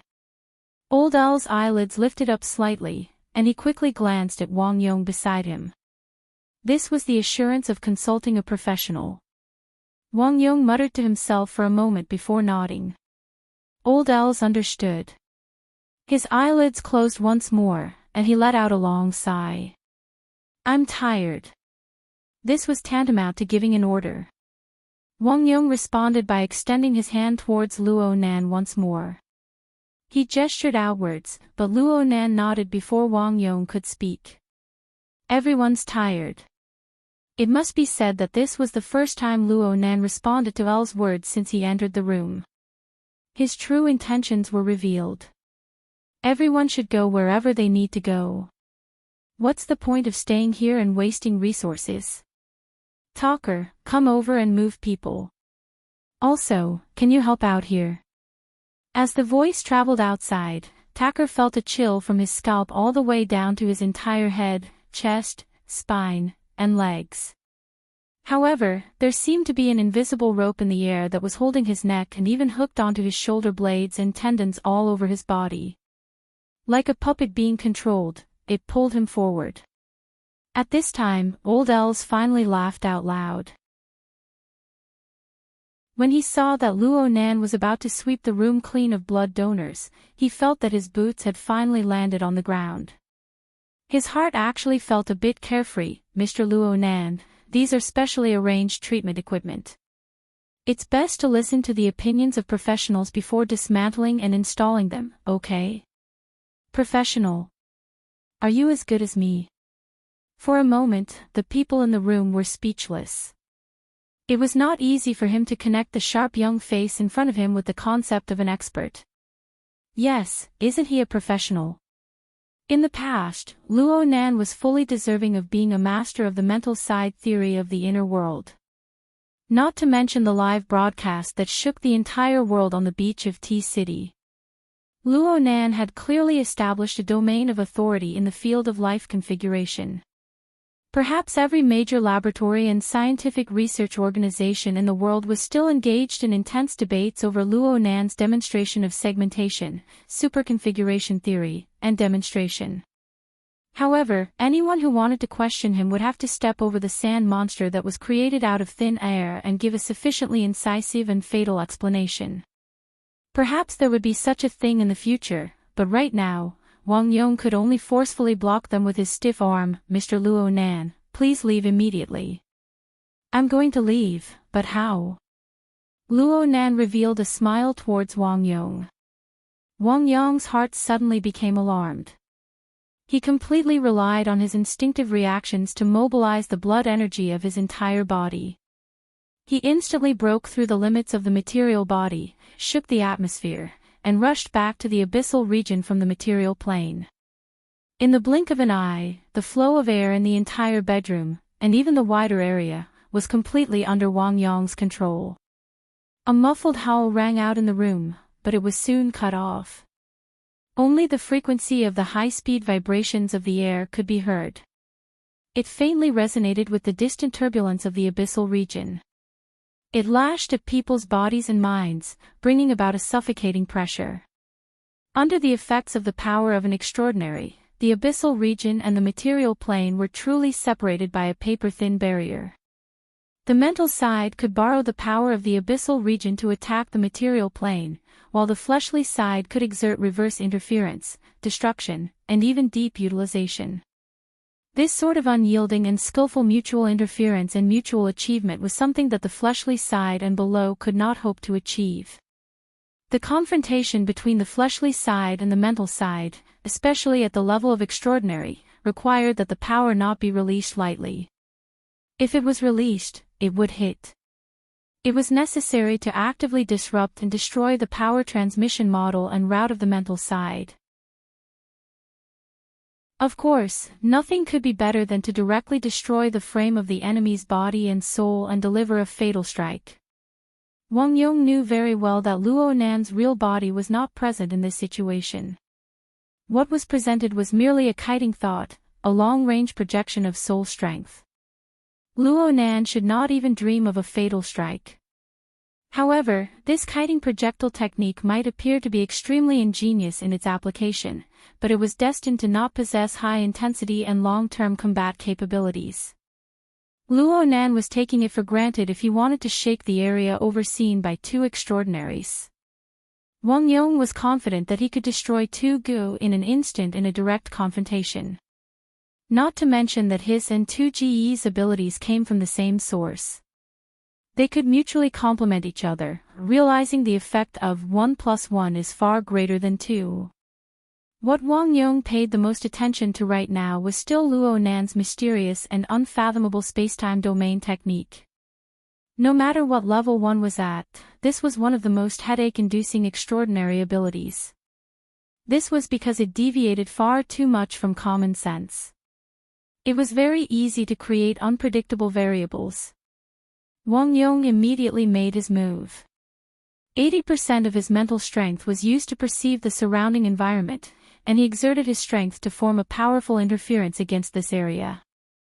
This was all for the sake of quickly capturing traces of Luo Nan's operation in the relevant domain, locking onto the source, and destroying the critical power structure in one fell swoop. He needed to end this battle quickly. Old L's state could not withstand being tossed about. For some reason, Blood Demon and Wan Luhua did not follow along. They could appear at any time. He needed to take advantage of the fact that the two extraordinaries on his side occupied an absolute advantage in terms of hard power. He needed to use the peerless defense of Tu Gu to back him up. He needed to eliminate the danger in one fell swoop while it was still in its budding state. As for how to deal with the aftermath, there were naturally more professional people who would worry about it. Wang Yong was a meticulous person. And because of his professional habits, he thought very far and very comprehensively. His judgment was indeed quite on the level. His powerful energy of blood and energy imprisoned the air and charged against the abyss, forcefully choking the flood dragon-like turbulence. He seized the opportunity to subdue it for his own use. Luo Nan, who was at an absolute disadvantage in strength, had his water vapor body warp and blur. The stimulation, control, and conduction of his soul strength were not that clear. However, Wang Yong was still able to capture the strands that flowed in secret. They were like cow tendons and bowstrings. They hummed and trembled in the most chaotic corner. They shuttled back and forth within the incomprehensible folds of space. They each had their own direction, but they also intertwined and weaved. It was as if they wanted to turn this limited space in the bedroom into a magic cloak that could be easily manipulated. This was already the limit of what Wang Yong could sense. Some of it was even a figment of his imagination that relied on theory and experience. He was even more unclear on the details and purpose of Luo Nan's wave of movements. But this was already enough to help him capture the relatively clear range of effect of the power. He immediately mobilized his most advantageous power to forcefully break through. This series of senses, adjustments, and force exertion were rich and complex in detail. But when restored to the range that the vast majority of people could see, it was nothing more than Wang Yong taking a step and swinging his arm. There weren't even any clear movements of a punch. The entire bedroom, including the living room outside, suddenly sunk into a stifling silence. What followed was the frantic wringing of blood under the effect of the difference in internal and external pressure. Practically everyone's blood and energy instantly surged to the top of their heads in this simple movement. This had nothing to do with emotions. It was completely the power of an extraordinaire. It dominated the direction and flow of everything within the relevant range. Aside from Tu Gu, the only one who enjoyed immunity was Old Els. He maintained his original posture as he watched Luo Nan's body, which he could not see any abnormalities before, suddenly warp and turn incorporeal. It was like the gurgling smoke of a humidifier. Soon, it disappeared without a trace. As for the blood donors in the room, as well as the bodyguards and personal staff who were caught in the crossfire, each and every one of their faces were flushed red. Some of them were even on the verge of collapsing. They were on the verge of fainting. Old Els frowned as he sighed in admiration at this supernatural power. He did not know whether or not this sort of attack would negatively affect the blood donors. Frankly speaking, he did not know whether or not it would negatively affect his own treatment. He hesitated for a moment, but he still chose to believe in the professionals. He did not say anything to interfere. He just narrowed his eyes and attentively sensed the changes within this body. If everything was normal. Ugh! Old Els suddenly felt his heartbeat speed up, and it was completely irregular. It was like the problem of atrial fibrillation that had accompanied his body for dozens of years. He was not unfamiliar with this phenomenon, yet it came without reason. Old Els suddenly opened his eyes. And at this time, the various instruments that had been connected to his body all this time had already issued an alarm. Old Els felt that he should be a bit calmer, but the increasingly intense fluctuations of his heartbeat made him call out in a low voice. Wang Yong. The first to react was not Wang Yong. It was Tu Gu, who had been standing at the end of the bed all this time as the last line of defense. His reaction was very strange. He suddenly turned his head amidst Old Els' cry. His line of sight was directed at the deformed sarcoma that was suspended in midair. It was connected to many conduits. This was the core transformation center provided by the Black Lion. It was the key to treating Old Els' illness. Over here. Tu Ge's reminder was directed at Wang Yong, but Wang Yong himself had moved a bit earlier. He directly extended his hand to grab the sarcoma. Old Els was a bit baffled. He was actually able to follow this series of changes in movement. He was even able to see that before Tu Ge's palm touched the sarcoma, the ugly little thing had already begun to throb on its own. It was like a heart that was exposed to the outside, or perhaps it was the only organ of an invisible fiendish demon that could be captured by the human eye. This was all Old Els could see.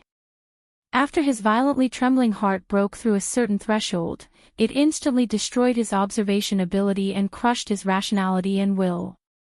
He pinched his chest hard, wanting to speak, but he could no longer spit out a word. He could only vaguely hear Wang Yong's angry shout. Chapter 1056. The sudden collapse of Old L's heart rate also destroyed the offensive and defensive design and tacit understanding that Wang Yong and Tu Gu had formed. Wang Yong was actually at a loss for a time as Old L's twitched and struggled for his life on the bed. Where was Luo Nan? What kind of method would he use? How did he do it? At this moment, Wang Yong's surging qi and blood covered every inch of the bedroom and formed a highly compatible resonance with the turbulence in the abyss area. According to common sense, there was no creature that could stir up trouble in this kind of environment. Even if it was a darksider life form of legend, as long as it approached the material plane, it would similarly leave behind traces in this kind of powerful force field. Wang Yong could accept Luo Nan escaping into the depths of space, entering the depths of the abyss region, or even ascending the polar domain when Luo Nan saw that the situation was far from good. He could use his usual logic to explain it. But now, what was going on with the bright red sarcoma that was pulsating freely in the air and seemed to possess an incredible life rhythm? The tentacles that were originally delivering the transformation fluid to Old L's were baring their fangs and brandishing their claws in the air. What's going on? Seeing this, Wang Yongde had to make a temporary conclusion. He didn't know when, but the core of Luo Nan's power, which he had been sensing and capturing all this time, had already shifted to this ugly red sarcoma. In other words, Luo Nan had obtained control over the sarcoma. He had precisely grasped the most core link of the entire treatment system, directly threatening Old L's life.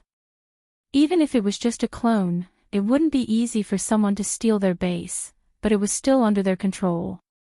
2GE's reaction was already considered fast, but as Old Air struggled on the bed, he had to stop his palm that was already reaching for the tumor. Tu Gu was very clear, and so was Wang Yong. If this clone died here, with Old L's terrible condition, he really did not know if he would have another chance to calmly move. What was the Black Lion doing if such a deadly piece of equipment was casually stolen by others? What were the two of them doing at the scene? Tu Gu was still all right, as he was always calm and collected. As for Wang Yong, his originally ugly complexion was now covered with a layer of oily sheen, as if venom could come out at any time. The other people in the room had suffered from the blood fatality impact just now and were purely a burden. Wang Yong subconsciously wanted to go to the bedside to deal with Old L's terrible state. At this moment, a word popped out of 2GE's mouth. Change. As the voice entered his ears, a sudden burst of gunfire came from outside the bedroom. The incident in the bedroom also caused chaos in the outside room. Wang Yong's eyelids twitched, but he didn't hesitate, nor was he distracted by the chaos outside. His center of gravity, which had shifted a little earlier, shifted again as his muscles contracted. He did not pay attention to Old L's, whose hands and feet were twitching on the bed. Instead, he forcefully made the nearly ebb interference field surge once more. This time, it was not to capture the elusive Luo Nan. Instead, it was to crush the blood donors who had formed a circle around the bed. A life for a life. At the very least, he had to put on this posture. At the same time, 2GE's hand, which had paused just now, once again reached out, grabbing at the bright red sarcoma that was right in front of him.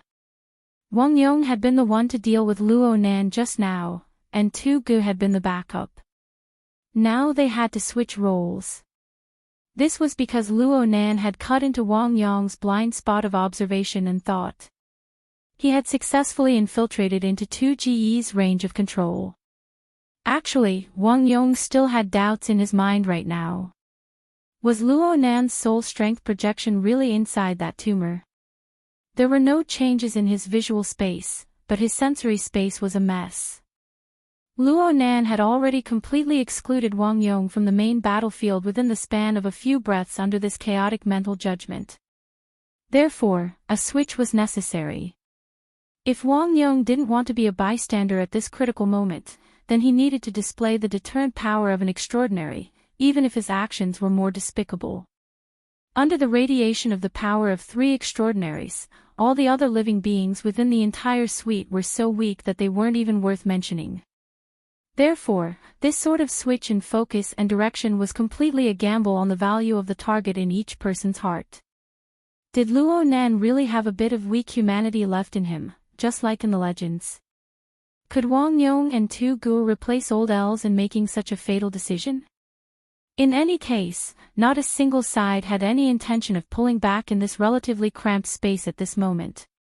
There was even a bomb that smashed in forcefully.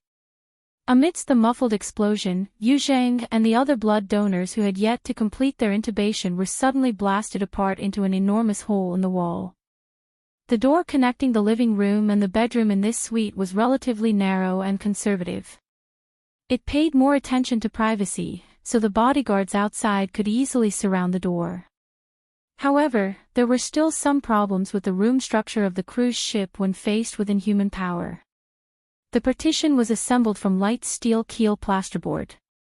It looked like a complete piece, but in reality, there was a relatively large gap between the keel steel inside the plasterboard. The fellow who had smashed and had leaped out from the gap between the metal frames, perfectly avoiding the blood donors who didn't have any defensive capabilities. He had met Wang Yong's fist with equal precision. Talker. Wang Yong recognized this logistics tycoon from the Central Pacific Ocean. He knew that Talker was the adopted son of Bai Hao, the flesh and blood of Master Dem. In a certain sense, it would be more appropriate to describe them as allies. But it was this fellow who had broken through the wall, charging straight at Wang Yong's fist. In the time it took for a spark to fly off a flint, Wang Yong saw the fellow's face. His face, which could be described as tyrannical and mighty, was now brimming with fear that completely contradicted his actions. It was to the extent that his entire facial structure was distorted. The tattoo on his cheek was infused with despair, as if it had transformed into an ominous demon snake that was slithering on his face. Wang Yong frowned and subconsciously slowed down his hand. The momentum of Talker's charge was astonishing, but it wasn't a threat to an extraordinary. He didn't want to offend two important figures of the same camp because of this kind of man-made accident. Just as Wang Yong's fist changed from hard to soft, a dazzling light suddenly exploded from the corner of his eye. As for the power behind the piercing light wave and the impact it formed on the interference force field that he was leading, that was a problem for the next wave. No one could contend with the speed of light. Therefore, Wang Yong could only watch helplessly as the electric chain of light wave brushed past Talker's head, which he had accidentally left behind, and cut right into Talker's chest. Talker's mouth was wide open, but he couldn't say anything. Or rather, the power that erupted from his body had drowned out everything. It was a powerful explosion. Most importantly, it had formed a strong collision with Wang Yong's previously powerful but relatively restrained control mode. The air exploded and the abyss shook. The network of blood transfusion catheters that crisscrossed like a spider web in the room instantly twisted and ruptured. The blood and transfusion fluids that were still flowing through the catheters were thrown all over the place, creating a mess.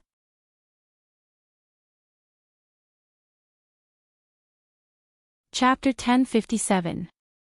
Most of the liquid droplets that were flung out did not even have the chance to land on the ground before they were directly crushed or even vaporized by the extreme power that surged back and forth in the room. The entire room instantly turned into a full-powered boiler. The boiling air rapidly expanded, and in the next second, there was a second explosion. The floor-to-ceiling window on the side of the bedroom that led to the balcony couldn't withstand the air pressure in this narrow space at all and shattered with a bang. The curtains were wrapped in glass shards and twisted alloy frames. As if swept by a storm, they were blown to the lower deck and the surface of the sea beyond. There were also two blood donors who were originally lying near the floor-to-ceiling windows. They were also swept up by the storm and slid against the reinforced glass railings of the balcony. Fortunately, the reinforced glass of the railings was of high quality. In the relatively open space, it was still relatively intact, so the two unlucky people did not suffer too much. After the storm in the house blew out, it was the turn of the airflow from the sea to flow back, mixed with moist water vapor. The clouds outside were getting lower and lower, almost merging with the surface of the sea. It was as if a heavy downpour could happen at any time. To the people in the eye of the storm, these were meaningless details. However, with such a commotion, it was inevitable that things would go out of control. Leaving aside the chaos on the lower deck on this side, the gunshots and explosions that echoed from the advanced suites at the bow of the ship instantly pushed a large number of so-called upper-class people in the area into the illusion that they had been attacked by terrorists. Panic and chaos quickly spread. Compared to the imaginary commotion caused by the fragmented information, the explosion in the Abyss district that changed from restraint to unrestrained was obviously more intuitive for some people. Once again, the Jadeite light cruiser was too small for an extraordinary. Everyone was able to pretend that they didn't know anything during the first wave of attacks. But when the sudden and powerful clash appeared, the minds of the many extraordinaries, who were previously confused and dizzy by Luo Nan's endless scriptures, couldn't help but be roused. They cast their senses over here one after another. Everything was open and aboveboard. This was especially true for the few psychics. In fact, some of the B-class mental side experts could also sense this commotion. However, they were limited by their abilities, or perhaps they were directly scared off by the dangerous environment where extraordinary consciousnesses gathered. Without a doubt, attention was also a distraction. If it was any other time, it would have been fine. However, the current Wang Yong was being stirred up by the continuous changes. Once it dispersed. How unlucky. But then again, the way this energy works is so familiar. Who was it again? Regardless of the reason, Wang Yong's absent-mindedness had indeed given Tucker some space and time to stretch himself. And Tucker did indeed seize this opportunity. Well, let's just say he did. His body, which was far more robust than an ordinary person's, was driven by that explosive power. Like a bowstring that was released after it was fully drawn, he suddenly stretched out, not caring about any damage. Blood had already seeped out of his ears, nose, and mouth, and his eyeballs were completely red. It was obvious that withstanding this kind of power that exceeded the limits of the human body was a huge burden on his body.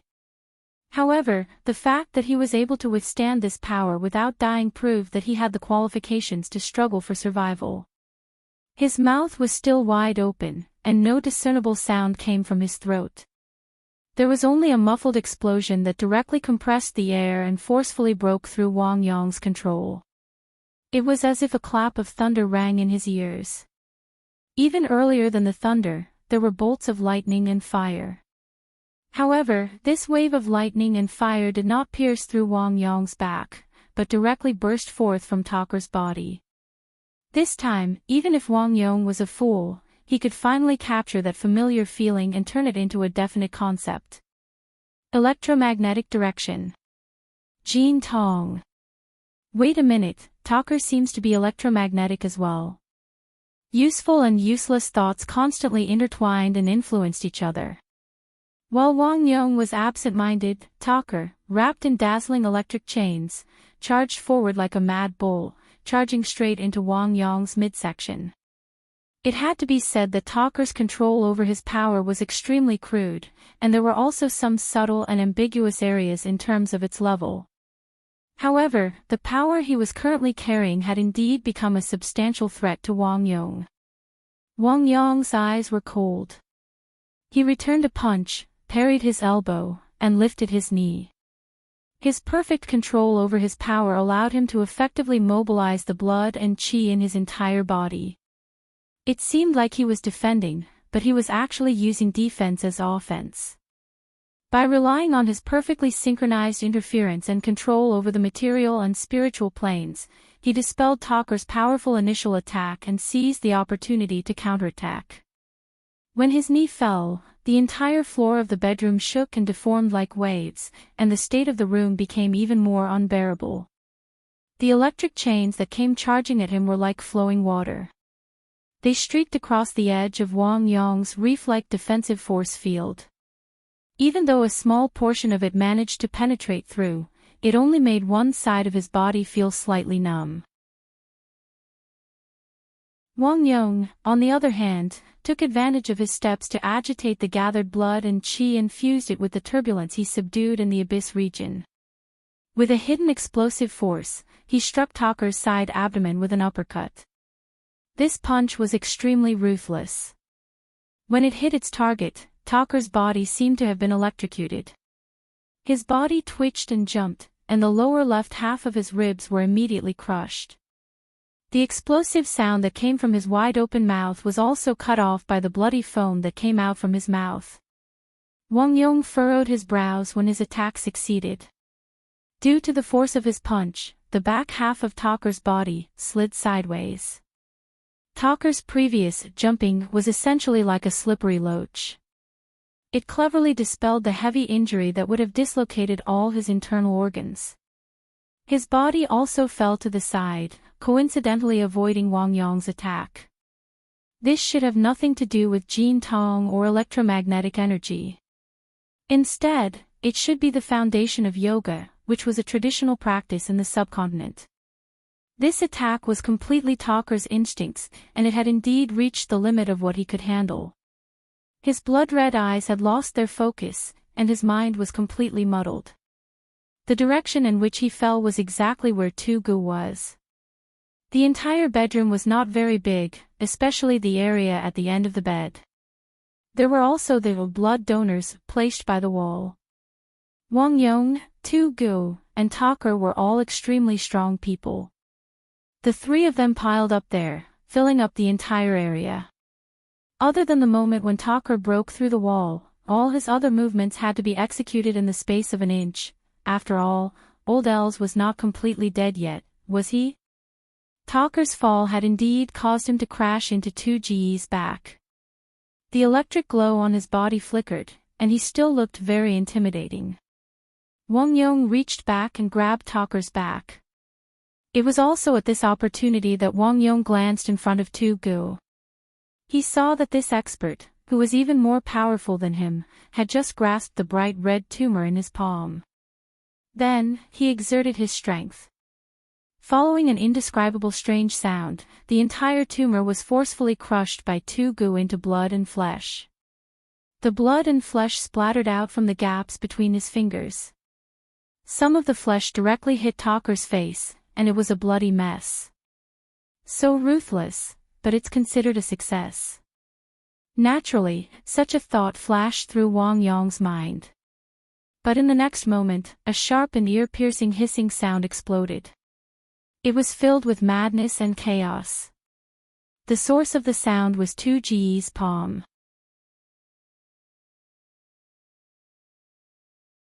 Chapter 1058. This howl exploded strangely and fiercely. It had a kind of reckless intent of annihilation. Its characteristics were like a barrel of intense kerosene. It detonated in the abyss region and then rushed back to the material plane. A wave of interference surged. It was extremely vicious. Even with Wang Yong's abilities, his eardrums still hurt slightly. His mind became dizzy, but this didn't hinder his judgment. It's Black Lion. He left behind a poison curse. Black Lion ran amok in Africa. He was an expert in death and plague curse techniques. With the importance of the sarcoma, it was normal for him to set up a backup plan. But Luo Nan didn't explode it when he attacked Black Lion. He only released it now. What was the meaning of this? Caught off guard, Wang Yong was swept by the poison curse and suffered a small loss. Tu Gu, who was at the point of the poison curse's explosion, received an even greater impact. Wang Yong saw that Tu Ji's sleeve, where he had crushed the sarcoma, had a clear ripple. The ripple traveled upwards, causing Tu Ji's upper body to lean back slightly. The blood vessels on the side of his neck bulged slightly. But that was all. Tu Gu casually flung away the remaining flesh and blood from his palm. Half of his face was covered by his sunglasses, but no changes could be seen. This fellow's cultivation was truly bottomless. Wang Yong's heart was filled with regret, but he overcame the insubstantial effects of Black Lion's poison curse. His fingers clasped Talker's sleeveless clothes and fiercely pulled him back. Come back. Wang Yong didn't just pull Talker's clothes. He forcefully suppressed Talker's violent and unrestrained force field, not allowing it to affect Tu Gu in any way. Actually, Tu Gu had enough time to react, but he didn't pay attention to Talker from beginning to end. He displayed his absolute trust in Wang Yong. With Wang Yong's understanding of Tu Gu, trust wasn't necessary. It was more like a principle of comradeship. On the contrary, Wang Yong wanted to spit out, the electric light that activated Talker just now must have come from your side, right? In any case, Wang Yong didn't disappoint Tu Gu. Even though Talker was in a strange and violent state and Wang Yong couldn't completely control him, Wang Yong still forcefully pulled him back, not letting him touch Tu Ji's clothes. Although Talker's wool was muddled, his body's instincts were still there. He continued to struggle like a beast that had lost its mind. It was even more impossible for Wang Yong to kill him at this time, so he simply cooperated and used a joint technique, hoping to break the big black man's arms and legs to get the ball. The struggle in the tiny space still looked intense. Their joints collided, and the friction was electrifying. Strong winds blew in all directions, and even the cold sea breeze that blew in from the balcony formed a strong and disorderly turbulence. But in Wang Yong's consciousness, the situation was basically under control. He was able to faintly sense that the soul strength Luo Nan had projected had been crushed to pieces along with the fleshy tumor. Right? Only then did Tu Gu turn around. Separated by their sunglasses, they exchanged a tacit look. Then, both of them frowned. Outside the window, the wind howled, and the sound of water roared. It was as if waves were crashing against the side of the cruise ship, hitting all the way to the floor where the suite was. There were really splashes of water splashing in, drenching the two unconscious blood donors on the balcony.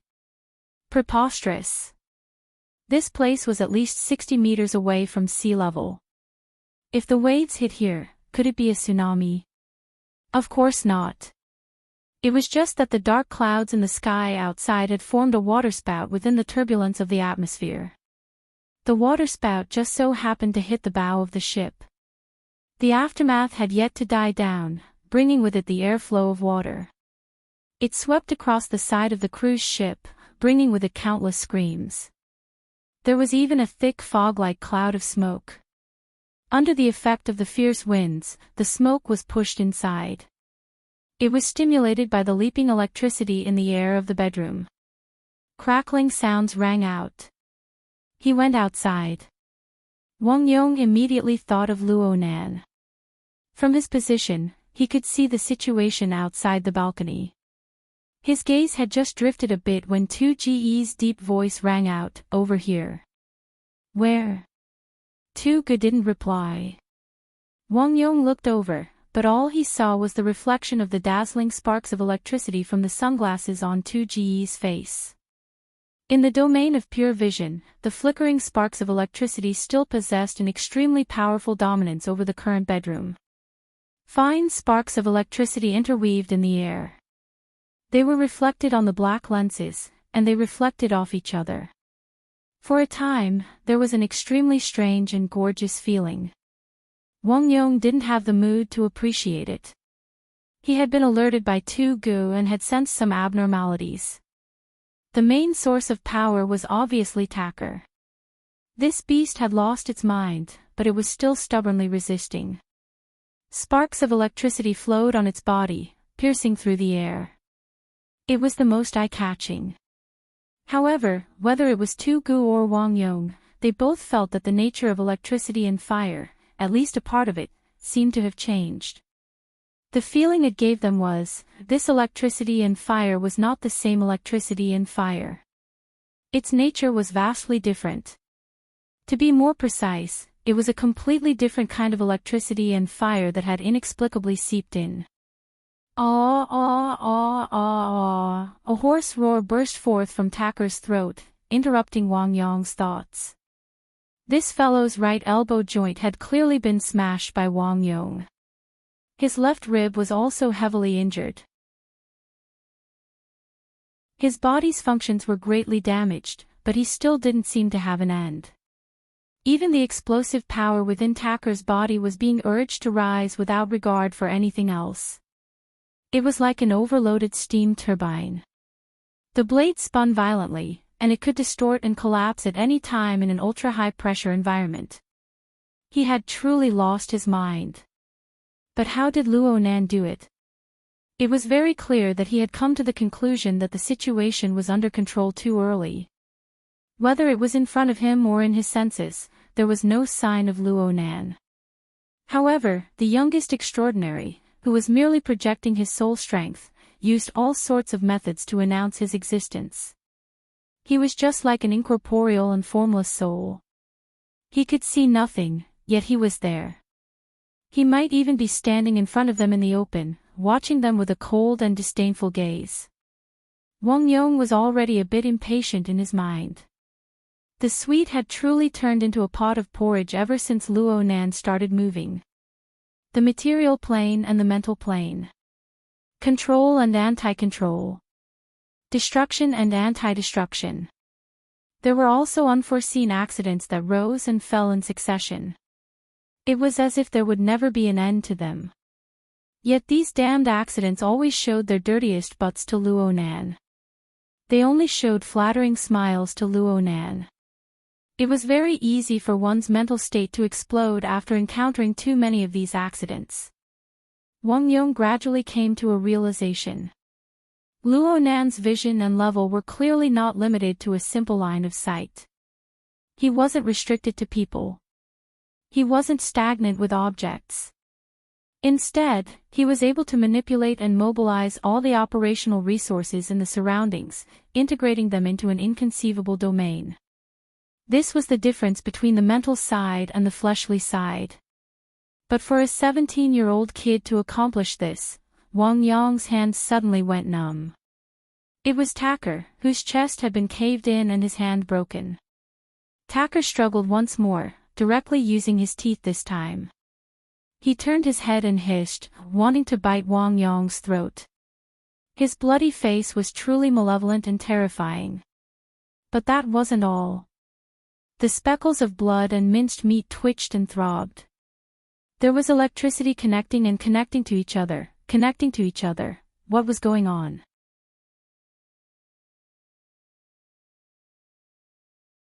Chapter 1059.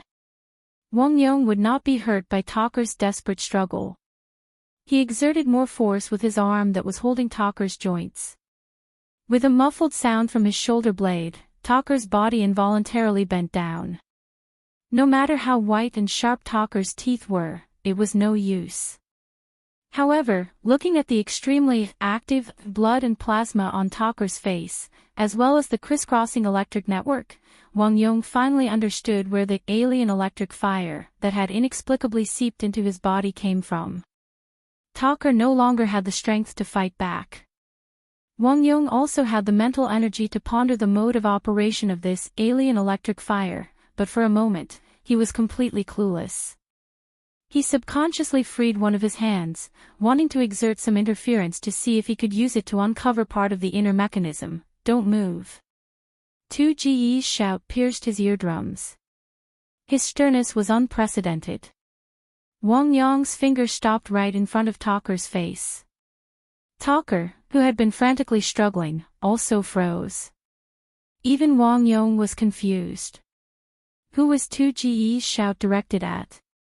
Before he could clear his doubts, he saw that the blood and flesh on Taker's face, which were attracted to each other, were sinking down.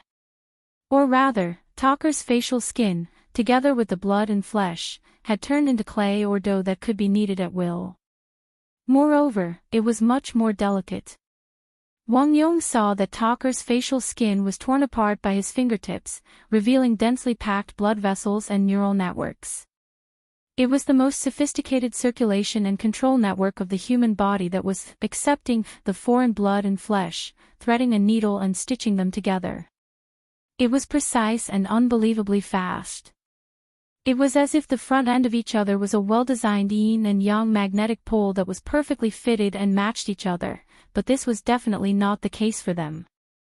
Then, this was simply a power of creation that erased all disharmony, turning this incredible reconstruction into the most relaxing and pleasant automatic process. This was the so-called uncanny workmanship. Wang Yong even saw some of the extremely secretive and crucial nodes of the circulation of qi and blood in the human body, especially in the head area. This was a detail that he had yet to fully explain. Wang Yong could not continue. Originally, he wanted to see 2Ge's expression and reaction, but when he encountered such a miraculous scene that made him speechless, he forgot to raise his head for a moment. He also completely forgot about the idea of interfering and destroying. After 2 seconds, 2Ge's thick and powerful palm slowly reached out from behind Taker's stiff body, as if he was going to do the same thing as what Wang Yong had planned. Don't move. This time, it was Wang Yong's turn to stop. Tuge seemed to have said something, but it was too vague for Wang Yong to hear clearly. However, it was also at this moment that the 2 extraordinaries beside them simultaneously sensed yet another tumultuous change within Taker's body.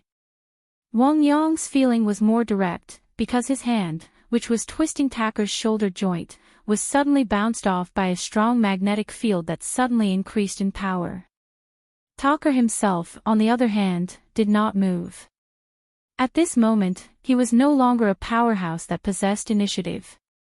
Instead, he had transformed into an exhibit that was constantly being innovated. The big guy, who was already riddled with scars, half knelt on the ground, his body stiff. But even though he was frozen to death, the powerful magnetic field radiating from his body was constantly interacting with the void around him. It was complex and deep. It was completely different from his previous berserk and restless state. Jin Tong. This was not the first time Wang Yong's mind had turned over this name, but this time, he blurted it out. At this very moment, Taker's converged and operated energy and force field had achieved the closest connection on a level. Taker was in the electromagnetic direction, and Jin Tong was also in the electromagnetic direction. However, it must be known that the electromagnetic direction and the electromagnetic direction were not the same. Powers of the same origin were fundamentally different in terms of structure and operation. This was the fundamental standard to distinguish extraordinaries from ordinary cultivators. Taker's initial eruption was very astonishing, but in the eyes of extraordinaries, there was still an enormous gap between him and Jin Tong. It was like the gap between the jadeite light and the ancient sailboat. But at this very moment, this essential gap of time and generation was inconceivably bridged and equalized. Even if it had not been tested in actual combat, even if it was just for show, it was still an astonishing achievement to be able to scare 2 extraordinaries. This was absolutely not something Taker could do. In this current situation, Luo Nan, and only Luo Nan, was able to use his inconceivable structure ability to complete this astonishing leap between generations. It seemed that the tumor, which had already been crushed, had played a very crucial role. The problem was, where was Luo Nan? What ability was this? What kind of operation was this? Wang Yong discovered that he had fallen into a dead end in his thoughts. It was fine if he did not think deeply about it, but once he did, he became so irritated that he wanted to explode. He should give up as a bodyguard. Therefore, he asked a person who was more likely to know the answer. Mr. Butcher. Before he could finish speaking, the wind whistled. His vision darkened, and his mouth and nose were blocked. Another wave of mist and clouds poured into the bedroom from the boundless sea covered by dark clouds. Compared to the previous wave, the mist was much denser. It was to the extent that one couldn't even see their fingers in front of them. On the contrary, when the lightning flickered on Taker's body, a few silhouettes were illuminated. It was reasonable to say that someone of Wang Yong's ability would not be confused by it.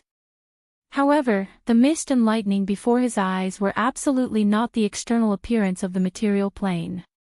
Visual experience did not count. In fact, the two did not undermine each other. On the contrary, they interweaved and blended together, connecting the material and mental domains to form their own layout. Wang Yong's mind swayed a bit in that instant. He practically believed that he had sunk into the depths of thunderclouds 10,000 meters in the sky. The floor beneath his feet, and even the entire environment of the room, lacked the sense of spacetime. This was really wrong. He had really sunk into the domain of space and time. At this critical moment, the structure of Luo Nan's power circulation could not be concealed no matter what.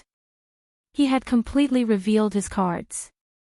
Wang Yong's blood and energy circulated and contracted, but his senses grew increasingly sensitive. He could vaguely feel the method, trend, and direction of the power usage. Dual drive. Talker was one. There was also the mist within the mist. Suddenly, 2Ge's figure exploded. His long arm stretched out and pierced into the depths of the mist with a ripping sound. However, no blood splashed 3 feet. Instead, a flame inexplicably ignited within the mist, allowing them to see a piece of cloth burn to nothing. Severed. Luo Nan brought it in. Wang Yong spoke in a low voice. He had the impression that Luo Nan seemed to have said that this thing was a painting material. Luo Nan had tossed it here during the first exchange. As Wang Yong spoke, a strange and deformed phantom appeared where the mist and flame of the cloth met. It seemed to be the amalgamation of a cow and a spider. Presumably, it had suffered heavy injuries under 2Ge's fist force. It struggled for half a second before collapsing and scattering. It even let out a strange cry.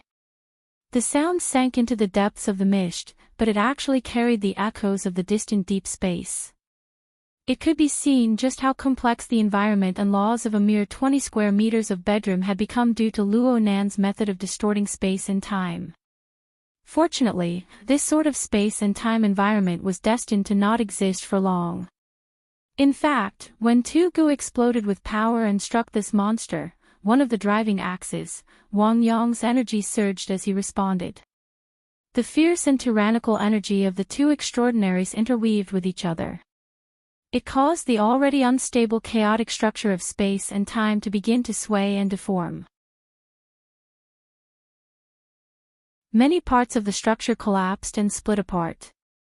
If this was a battle of life and death, everyone would have already begun to change moves. But the reality was that there was no back. Luo Nan's energy circulation framework, which he had just gained a bit of clarity, was completely withdrawn. It was so direct and efficient that the mist and cloud rolled out in reverse. They mixed into the cumulus clouds of the ocean and sky, which had nearly swallowed the giant ship. They fused together in the blink of an eye, becoming indistinguishable from each other. Wang Yong was stupefied. Such a strong start and weak finish really felt extremely awkward. Then he looked at the bedroom. First was the bed. Old L's was still the same. After 2Ge had crushed the tumor, he had cut off the path of Luo Nan's influence. He had been maintaining the bed ever since. Even though there were 2 waves of smoke and water scouring the bed, it was still relatively dry. It could barely be seen. As for the other places, it was so spacious. Where was he?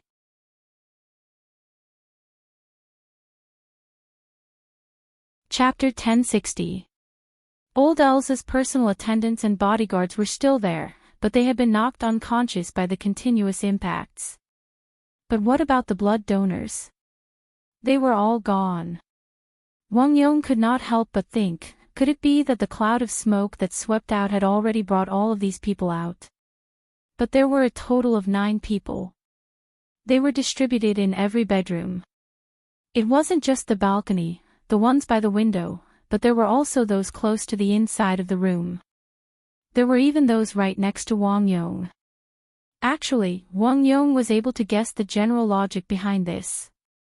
Luo Nan had placed them into the chaotic spacetime domain, taking advantage of this opportunity to quietly move the blood donors away. He was even able to guess that the chaotic spacetime domain that had enveloped them just now was a double-layered sack. One layer contained them, and the other layer was used to save people. This was the train of thought, but what about the details?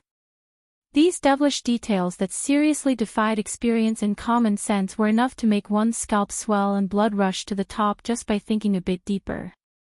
Wang Yong was struck by the rush of blood energy. He watched as the cloud of water vapor melted into the low-hanging clouds outside, and he was unable to restrain his emotions for a time. He took advantage of the fact that he could still vaguely grasp the traces of energy and information flowing past. He took a step, past 2Ge's side, and charged toward the balcony. His actions at this time were no longer the thoughts of a bodyguard. Instead, they were the most instinctive reactions of an extraordinary whose dignity had been violated. His body had yet to arrive, but his fierce blood energy was already like a heavy hammer. It smashed the glass railings of the balcony into pieces in one fell swoop. The glass shards filled the sky and shot toward the clouds outside. Wang Yong. Tu Gu rarely called out Wang Yong's name, but in reality, this call was a bit too late. Before the mechanical waves that pushed through the air could completely enter Wang Yong's ears, the glass shards that had shot out suffered a heavy blow from a certain force. A considerable portion of them were simply unable to withstand the enormous pincer attack from opposite directions. They simply turned into fine powder. But in the end, there were still some, perhaps due to problems with the point of force and angle of attack, that were preserved. They hissed as they shot back. Wang Yong actually did not dare to take them head-on. His mind was shaken, and his figure continuously slanted to the side a few times to avoid these dangerous shards. However, he could not avoid a sudden drop in speed. And in this gap of charging and sluggishness, there was actually someone who was a step ahead of him and appeared on the balcony without a sound or aura. Wang Yong's forward momentum had not ended, but the man's toes were on the edge of the balcony, and he stood exceptionally steadily.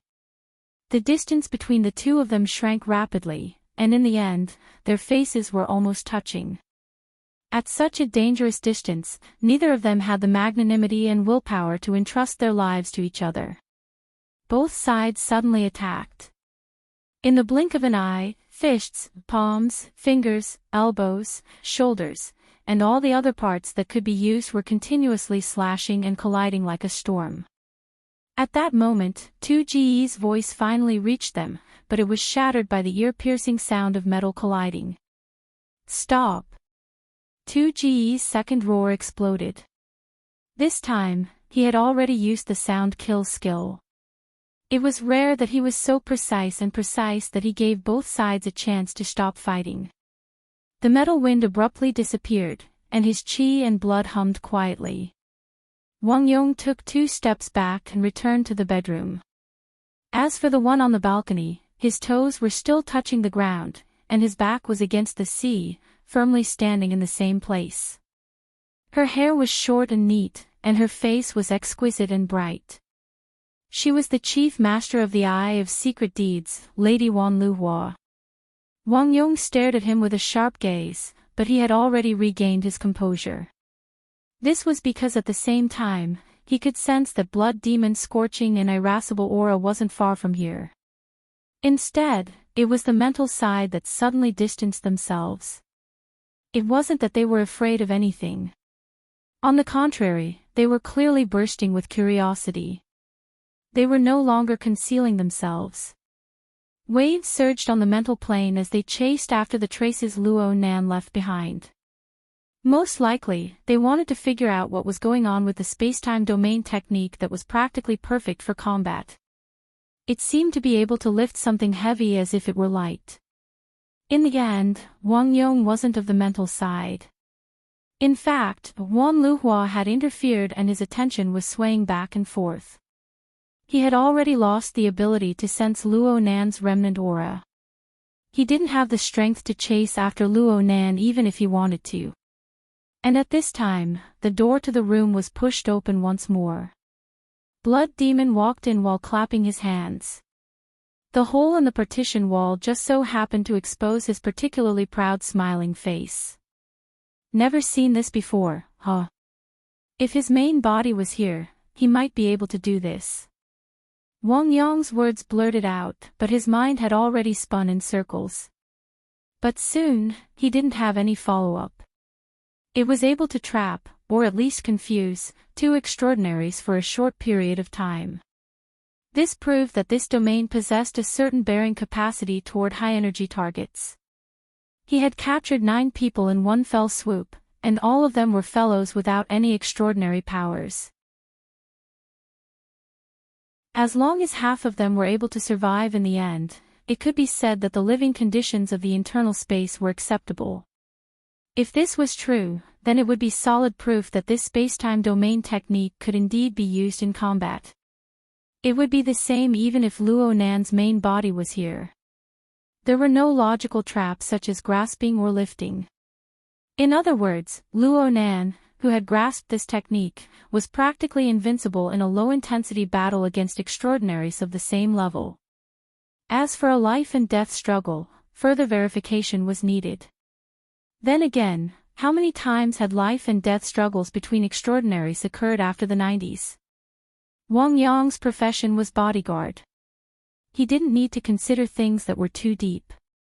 But even if he used just a tiny bit of his idle brain power to consider, he could predict the wails coming from the administrator's camp.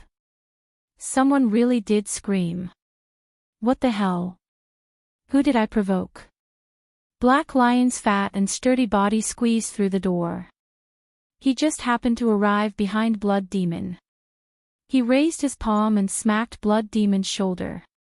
Did I provoke you? Blood Demon wasn't annoyed. He turned his head and bared his teeth in amusement. Go say that to the other side. I came, and he left. You only came after he left. Blood Demon spoke the truth of what he saw. Black Lion chuckled. He puffed up his belly and strode into the messy bedroom. He looked around a few times and clicked his tongue a few times. Does anyone remember that this is my room? They also came to look for you, Blood Demon added coldly from behind. Look for me. Such good weather. Black Lion spoke carelessly. He looked at the dark clouds outside the window. His tone changed. I'm saying that with such special weather and everyone having nothing to do, we should at least go to the open-air deck and drink afternoon tea together. What's the point of messing around here? Blood Demon put his hands in his pockets and nodded. As long as it doesn't rain, your suggestion isn't bad. Whether it rains or not, isn't it a matter of a word from that person? But it's not a matter of a word here, right? It won't take too much. Black Lion strolled slowly to the head of the bed. He lowered his eyes and swept his gaze across Old El's face, which had turned purple and black. He curled his thick lips. I told you not to catch a family and take advantage of them. This doesn't seem to be the point. I mean, since it's already like this, why should we continue messing around for him? Tu Gu heard this and turned his head to look.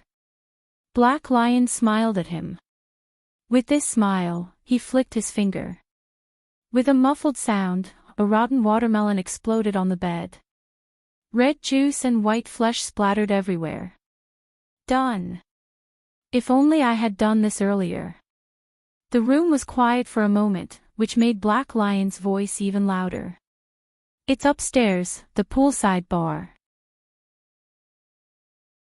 It's relaxing and pleasing to the eye. There's enough coffee, drinks, and refreshments. My treat.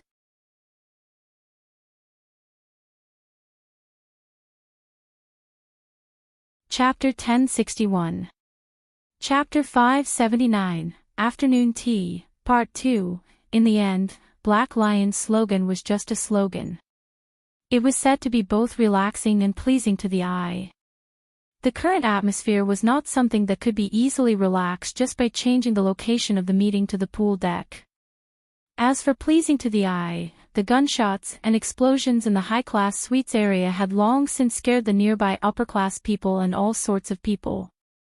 Coupled with the dark clouds that suddenly pressed down, it was definitely not suitable for outdoor activities. Right now, one could see that the pool side was completely empty. The usual scenery could not be seen. Constance and Wan Luhua were outstanding beauties among the people who came one after the other, but no one dared to persuade them to change into swimsuits, right? So the reality was that everyone was sitting or standing on the pool deck. All they saw were faces that were familiar to the point of no surprise. Only they were closer to the thick clouds in the sky. Their mouths and noses were filled with a slightly fishy dampness when they breathed. They could vaguely feel the rich free electrons flowing within a magnetic field that was so weak that it was like an illusion. Frankly speaking, no one liked this sort of environment. Interest was another matter. Constance and the Star Witch rushed over under the drive of interest. Perhaps the Death Witch was here as well, but she did not come out to greet them. Earlier, they had used their soul strength to track the traces of Luo Nan's spacetime domain. It was clear that the tracking was not very successful. They wanted to take this opportunity to meet and confirm. The problem was that Luo Nan did not immediately show himself. This caused this social activity, which was already somewhat unworthy of its name, to become more and more lacking in theme. Fortunately, the group of extraordinaries were able to quickly find a replacement. It was the only injured person on the deck right now, Tacker. This dark-skinned big fellow should be the most miserable one right now, judging from his appearance. His 2 arms were fractured, his left leg was fractured, several of his ribs were broken, and there were many contusions on his shoulders and neck. There was no need to mention the invisible internal injuries. Right now, his consciousness did not seem to be very clear. He leaned against the leg of a table under a parasol by the side of the pool. His head hung low as he accepted Wan Liuhua's bone setting. This treatment was quite high. The problem was that he did not show any signs of returning to his senses. His 2 eyes stared blankly at the surface of the pool in a daze. It was as if he did not know that he had become the focus of the extraordinary's eyes. Every bolt of lightning that flashed past his body was particularly eye-catching. Especially Constance. This top-notch world spiritist's line of sight penetrated through the shadow of his hood. He accurately captured the details of the interaction between Tacker's body and his body, the interaction between matter and spirit, as well as the even more intricate structure built upon those details. The so-called framework was in fact not intuitive enough. Most of it was half speculation and half deduction. However, for an expert such as Constantine, he could still integrate the fragmented information into a relatively intuitive, foreseeable result, and apply the result to a specific situation for further deduction. In the end, Constance no longer looked at Tacker. In her mind, there was only the perimeter, the conversion of electromagnetism, and the collision of the virtual and the real. Whether it was in the material plane or the spiritual sea, it formed its own system. They were all solemn and orderly, and their formation was strict. If this piece of Dharma was replaced with the abyssal region and made a deduction, there would be a heavenly lightning spear that was forged from the depths of the abyssal region. In the blink of an eye, it took shape, and flew down. Lightning bolts flew everywhere, making it hard to distinguish between real and fake. This was no longer the feeling of a physical attack, but a mental attack. In particular, it was extremely familiar. Back on the island of Chan City, the mysterious expert had resisted her and Ma Luan's joint efforts to destroy Gong Chi's fleshly body. It was very similar. There is only one truth. It was hard to say whether it was mocking or joking words that flowed out from the hood. Does it look like it?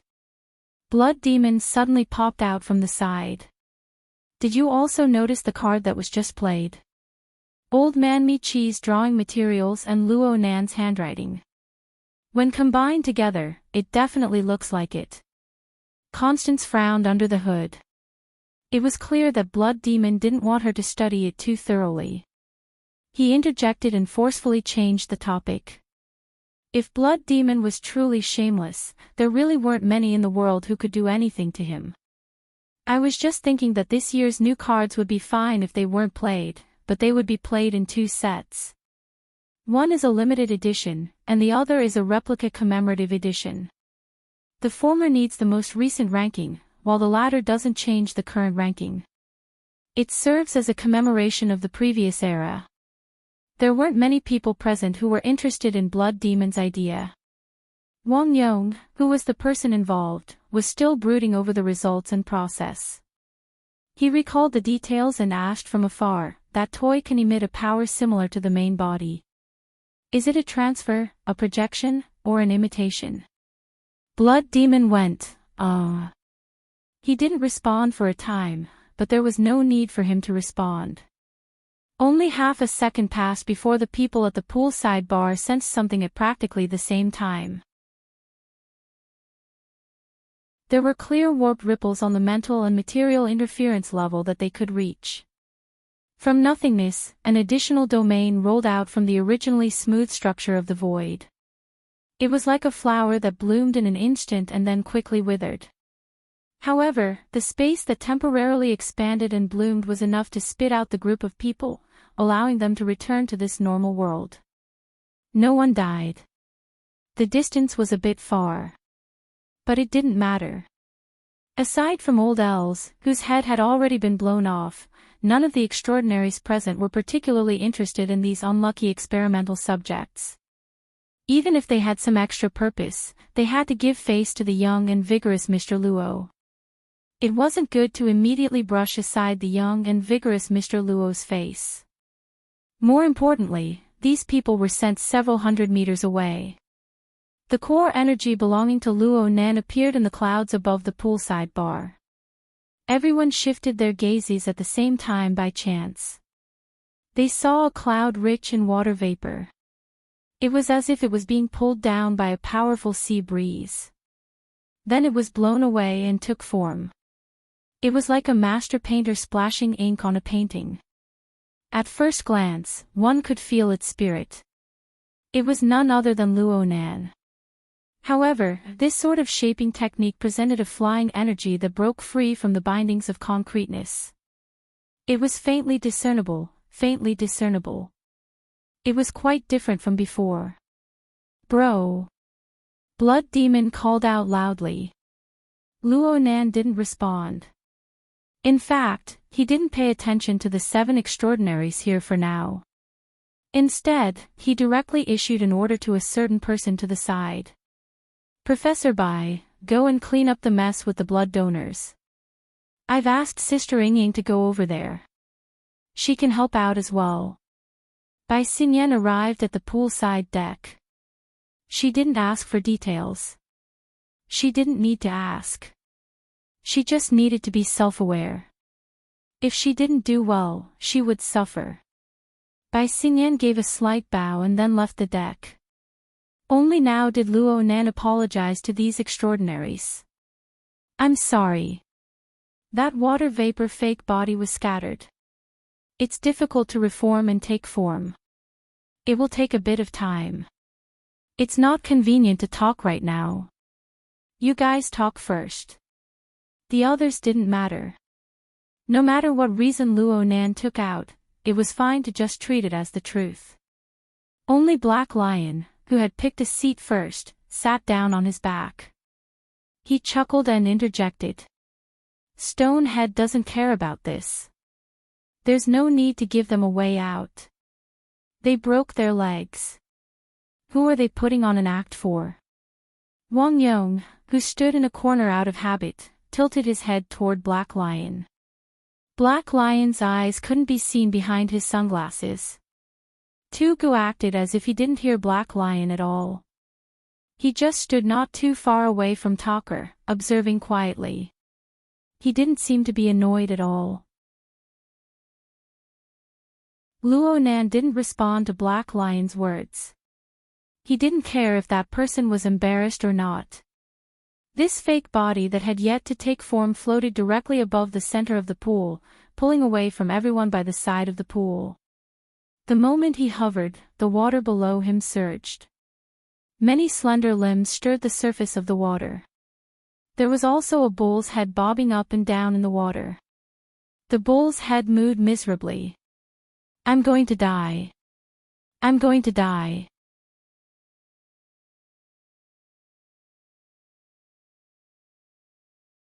Chapter 1062. Nyogue was a very pompous fellow, but this time, he was probably speaking the truth. This was because his current situation was different from when he was chased by the ship's slicing blade, or when Luo Nan had lost his horns and his scalp under torture. He was in a state where his stomach was broken and his intestines were flowing out.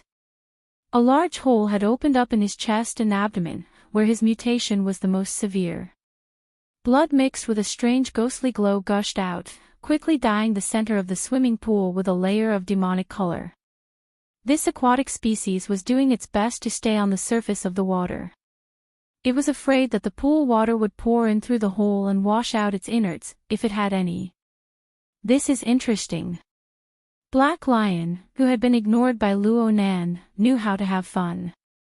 He immediately slapped his thick thigh and revealed a mouth full of black gold teeth.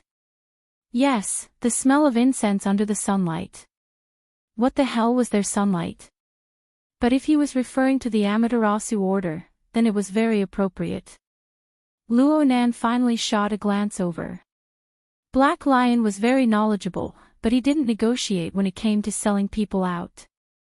The others might not be unaware of this, but their mouths were much tighter. Luo Nan still didn't respond. He turned his gaze back. The injuries on Nyogue's body were caused by Luo Nan forcefully summoning him from the spatial fault during their previous confrontation. Tu Gu had pierced through his body. Luo Nan had Mother Micah, so he didn't need it. He just used it as a cover to divert Tu Ji's attention. For Nyogue, this was an unexpected calamity. However, Luo Nan wasn't prepared to apologize to this cannibal. "I'm really going to die." Even though Nyogue had a broken mouth, he was indeed very weak from his injuries. He struggled repeatedly, but he was unable to float to the surface of the water. Instead, his howls became even more miserable. Finally, Luo Nan spoke to him. He was slow and unhurried. "It will be very difficult to make up for it. Do you want to change your way of living? I mean, change your way of existing." No one in the pool or by the pool completely understood these words. Luo Nan didn't care about everyone's ability to understand. He continued to speak. "Actually, half of your body has already been stretched out, but you were pushed over. You don't know what to do next. Those who know won't easily tell you. As for me, I know a little, but there are some details that I still need to calculate." Luo Nan laughed to himself when he spoke to this point. "There's no point in telling you all this. It doesn't matter if you're willing or not. The current situation is beyond your control." "B-boss," the bull demon's screams also stopped. It opened its mouth wide, but it could not spit out a single word. It presented the image of a terrified bull head. It was actually quite comical, at least in the eyes of outsiders. To Nyogue himself, its brain had begun to turn chaotic due to its heavy injuries. It was no longer enough to support such complex considerations. Even the surging emotions were forcefully stifled in front of Luo Nan's false body of cloud chi, which focused more on the mind than the form.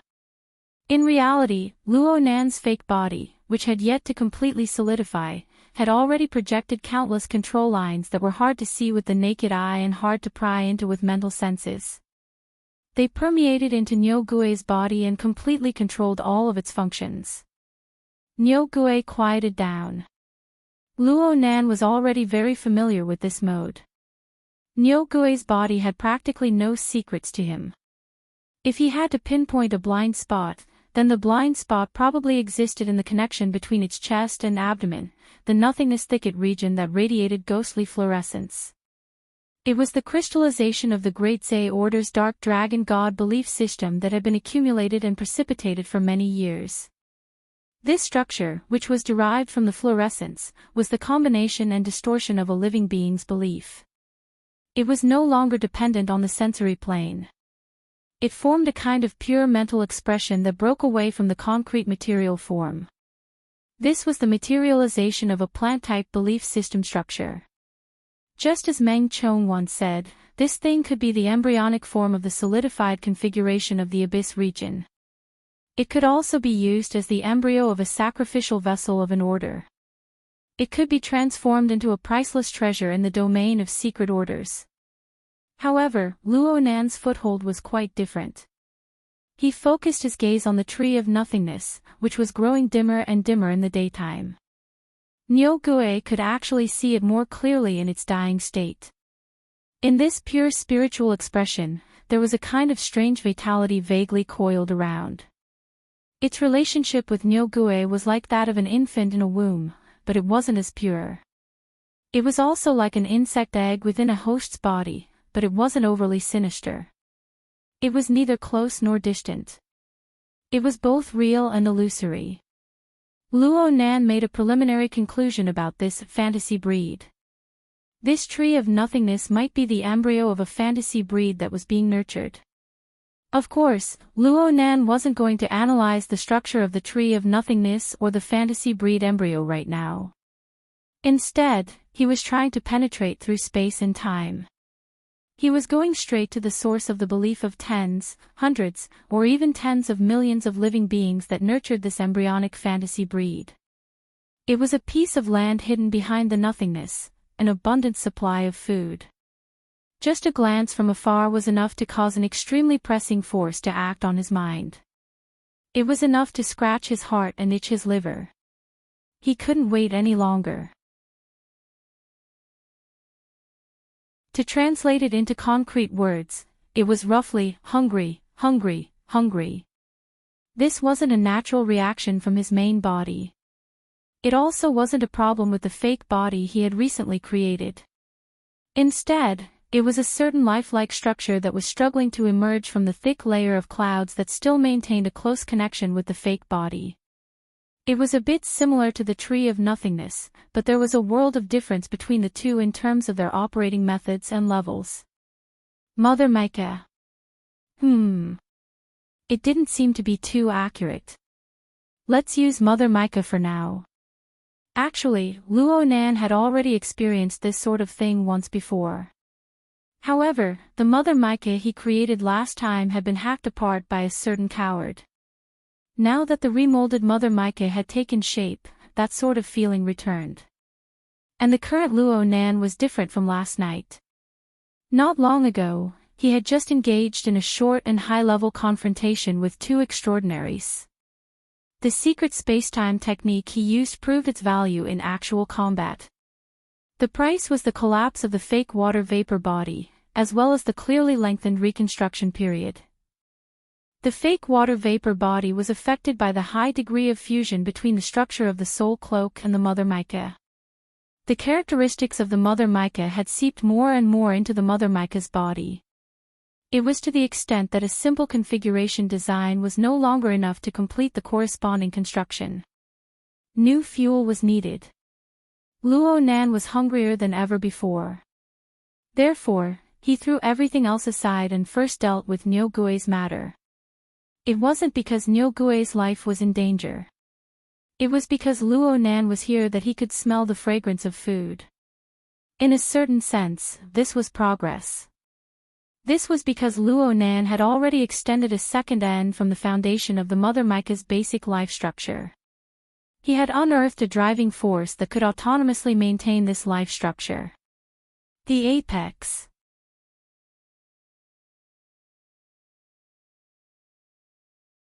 Chapter 1063. What is he talking about? Blood Demon rubbed his chin as he pondered. Actually, Luo Nan really didn't say much. He should have asked what Blood Demon was doing.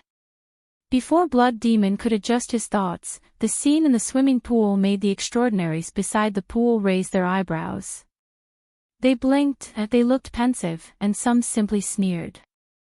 Luo Nan didn't seem to make any obvious movements, but the Ox Demon, which had been struggling in the pool, went completely rigid. Its body began to expand at a visible rate, and then it began to wither.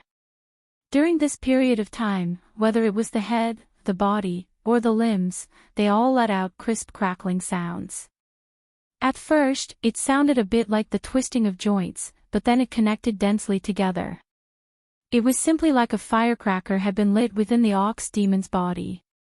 In addition to its expanding and contracting form, it wouldn't be strange at all if the ox demon were to explode into mincemeat in the next moment. The perspective of a normal person was roughly like this, but a group of extraordinaries certainly wouldn't be this shallow. They could more or less feel the stability and regularity of this seemingly bizarre and intense transformation from beginning to end. It looks like this Mr. Luo has done quite a bit of research on secret orders. Black Lion, who had been ignored twice in a row, was still laughing merrily as he half reclined in his chair. He rubbed his round belly that was mostly exposed, actively participating in topics related to Luo Nan. Some people ignored him, but others were willing to talk. Star Shaman's thin lips trembled as he replied with a smile, "It's the reverse output of life force. That ox demon no longer has any value in healing. Rather than tormenting itself with repairs, it's better to preserve something more valuable." However, the mental expression of the power of faith and incense interchanges with the energy of the living body. The efficiency is actually quite good. Constance muttered, "The switching structure is truly beautiful." The three who were on the mental side were certainly able to see in much more detail than those who were on the fleshly side. Therefore, Blood Demon and the others didn't want to display their slight skill in front of an expert. They just spoke, having a deeper meaning of chatting. "Is it really good to leave him hanging here?" "Yes, I feel that this child talker is quite pitiful." Blood Demon didn't have the slightest self-awareness of being the instigator of all this. Or perhaps, he was more interested in Talker's current state. "It's too far ahead, so I don't know what's going on. Say, with my friendship with him, it shouldn't be a problem to ask a few more questions." "Hey, you've been doing this for so long, and you still haven't found out anything?" Wan Luhua simply replied, "This is not my style." Connections. In this world, who dares to boast that they have a way and can go all the way? Blood Demon sneered, "Sister Luhua, you can't be fooled by that old man." This time, Wan Luhua couldn't even be bothered to look at him. It was also at this moment that Talker, who had been silent for a long time under her hand, suddenly shuddered. His eyes widened as he let out a gurgling sound. The flashing electric sparks on his body flickered even more frequently and clashed with each other. The deeper layers of the magnetic field also entered a state of chaos. This was no longer a simple bone and joint problem. Lightning flashed in Wan Liuhua's pupils. There were many details that were incompatible with her, but if she were to control it conservatively and simply control the chaotic qi dynamic, don't. Just as Wan Luhua was about to do so, Talker hissed and stopped her. In his widened eyes, his capillaries and ambitions were wildly expanding. Although he was previously seriously injured and looked miserable, his body's condition and level had always been improving. The level of electromagnetic power circulation had already risen to a level that he didn't even dare to imagine. Otherwise, how could he have attracted the attention of so many transcendents? Therefore, Talker had always been quietly learning, experiencing, and memorizing this feeling. He was also trying to make the circulation mode of this power truly imprint itself into his bones. If he were to change it rashly, this opportunity might immediately collapse. No matter what, he couldn't let this opportunity slip through his fingers. He panted heavily and did his best to enunciate his words to express his attitude. My opportunity has arrived." The problem was that the others had a different opinion. Wan Luhua frowned and immediately shook her head. "It's just an illusion. I can do it." Talker was in an extremely excited state. Even if the person in front of him was the authority of the transcendents who cultivated in the fleshly side, as well as a great teacher who taught and taught, he couldn't care less. I can definitely. Before he could finish speaking, a voice like a cold wind flowed by his ear. This isn't called an opportunity. The source of the voice was Luo Nan. That person was still above the center of the pool. He was just slightly distracted. He turned his head and made a conclusion. You can't digest it. Talker was stuck with the appearance of the main character. There was no doubt that he didn't have the confidence to refute this young man who had casually given him the opportunity to climb to the peak. But Talker really wasn't willing to easily give up on such a rare opportunity. His mouth trembled for a long time before he forced himself to speak. Give me a chance. Uncle Luo, I want to try. At a time like this, calling him Uncle Luo was really smooth. Luo Nan's reaction didn't change at all. In fact, he was just temporarily distracted. Right now, most of his mental energy was still focused on the ingredients. Yes, on Nyogue. Luo Nan had even condensed water vapor to attempt a deeper segmentation foundation. He borrowed the achievements of the School of Fantasy to design a more suitable process for Nyogue's current transformation process. He wanted to see if he could truly turn Nyogue onto the path of a fantasy breed. This could be considered another verification of the structure of the Maike. This was a very important matter.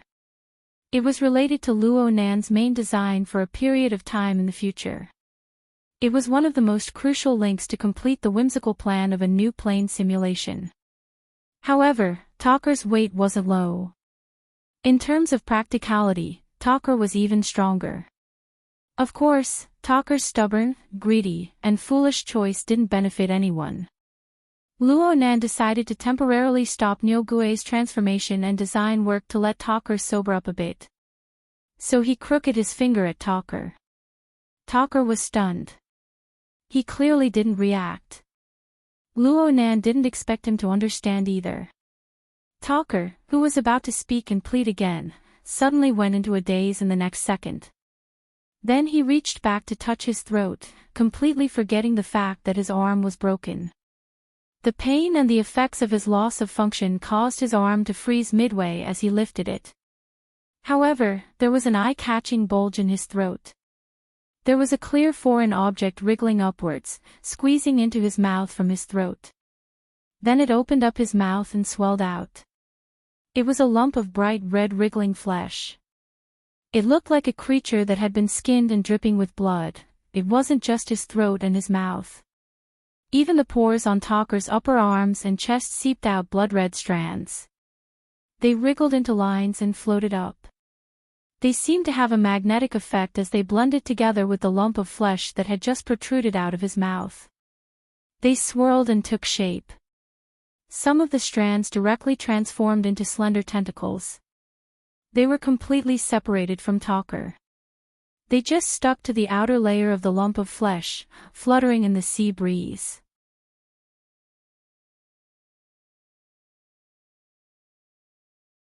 Chapter 1064. Tu Gu, who was a little further away, Wang Yong, who was at the corner, and Black Lion, who was sitting on the round chair, immediately recognized it. This thing was the bloody sarcoma that was previously used as a key hub for blood transformation. It was first possessed by Luo Nan, then crushed by Tu Gu, and then seeped into Talker's body. Now, it was actually extracted and reconstructed to its original state. Once it was extracted, Talker's energy converged and operated mode immediately collapsed. During this period, Talker did his best to maintain the mode according to his memories, hoping that this mode could be preserved. The problem was that this seemingly profound memory was nothing more than an illusion pieced together by various neurotransmitter stimuli after a series of key details were lost. The so-called mode was just a building made of feathers. It collapsed spontaneously without the slightest disturbance. Talker completely lost his composure when the great road to breaking through the extraordinary door collapsed in front of him. His body suddenly bounced up, wanting to grab the power that had turned into nothingness. A muffled sound rang out. Wan Luhua felt that Talker was too noisy and simply knocked him unconscious. The back of Talker's head smashed onto the table leg and then the ground. He was completely unconscious. As for the bloody sarcoma that had just been extracted, it was still floating stably in midair. It continued to make fine adjustments to its appearance. It was still twitching slightly, just like a demonic creature, or the organ of a living creature. TSK. He must have had a hard time suppressing his ambition all these years. The blood demon used the tip of his foot to poke Talker's waist. Seeing no reaction, he shrugged. It seems that Shah Khair has given him too much pressure. He even has a father like that.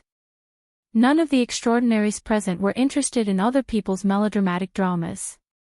Everyone's attention had already naturally shifted to the bloody sarcoma. The star shaman seemed to be curious as he asked, "What is this thing?" "Oh my, Brother Luo is returning it to its rightful owner." The black lion jumped up nimbly and shouted, "Brother." He clapped his fists and laughed loudly. "You guys can't understand how wonderful it feels to regain something you lost." As he spoke, he dashed forward, wanting to grab the lump of flesh that was suspended in the air. Unfortunately, a blood demon stretched out his hand and blocked him without any hesitation. "You said it's yours. Call it. Will it respond?" The black lion chuckled. "You're already an adult. Don't make things difficult for it, okay?" The two of them were engaged in a war of words, neither giving way to the other. However, the development of the situation did not change according to their will. Right when their spittle was flying everywhere, the bright red sarcoma hovering above the pool had already begun to float towards the center of the pool. It drew closer to Luo Nan's position. Hey. The black lion could not help but push the blood demon's hand away and jump into the pool. Of course, it wouldn't be too unsightly, because there was a floating cushion by the side of the pool. Yes, it was in the shape of a white swan for children or women.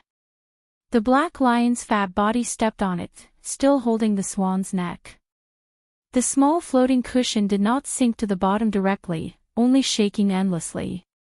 What the hell? Seeing that the black lion was so open, the blood demon could not bear to block him. He allowed the black lion to exert force with his feet, stirring up the water and swaying towards the center of the pool. In the beginning, Luo Nan did not pay attention to the reactions of the people by the pool. Most of his thoughts were still on Nyogui's side. Retrieving the bright red sarcoma that caused Talker to go berserk was one thing. But soon, he was more or less shocked by the actions of the black lion, just like the blood demon. As an extraordinary, the black lion might not be omnipotent, but he still had hundreds and thousands of ways to get to the center of the pool. He had to put on a more dignified appearance. The reason why he acted like an ordinary person, to the point of taking the initiative to kill old elves, was probably because he wanted to express an attitude of not being an enemy. This included his previous actions, especially taking the initiative to kill old elves, even if it was just a clone body. Speaking of which, Black Lion's previous actions of killing old elves, aside from indicating the special status of extraordinaries, was equivalent to indirectly confirming that this fellow had an extraordinary relationship with old elves. After all, old elves wasn't truly dead. Wang Yong and Tu Gu had the status of bodyguards.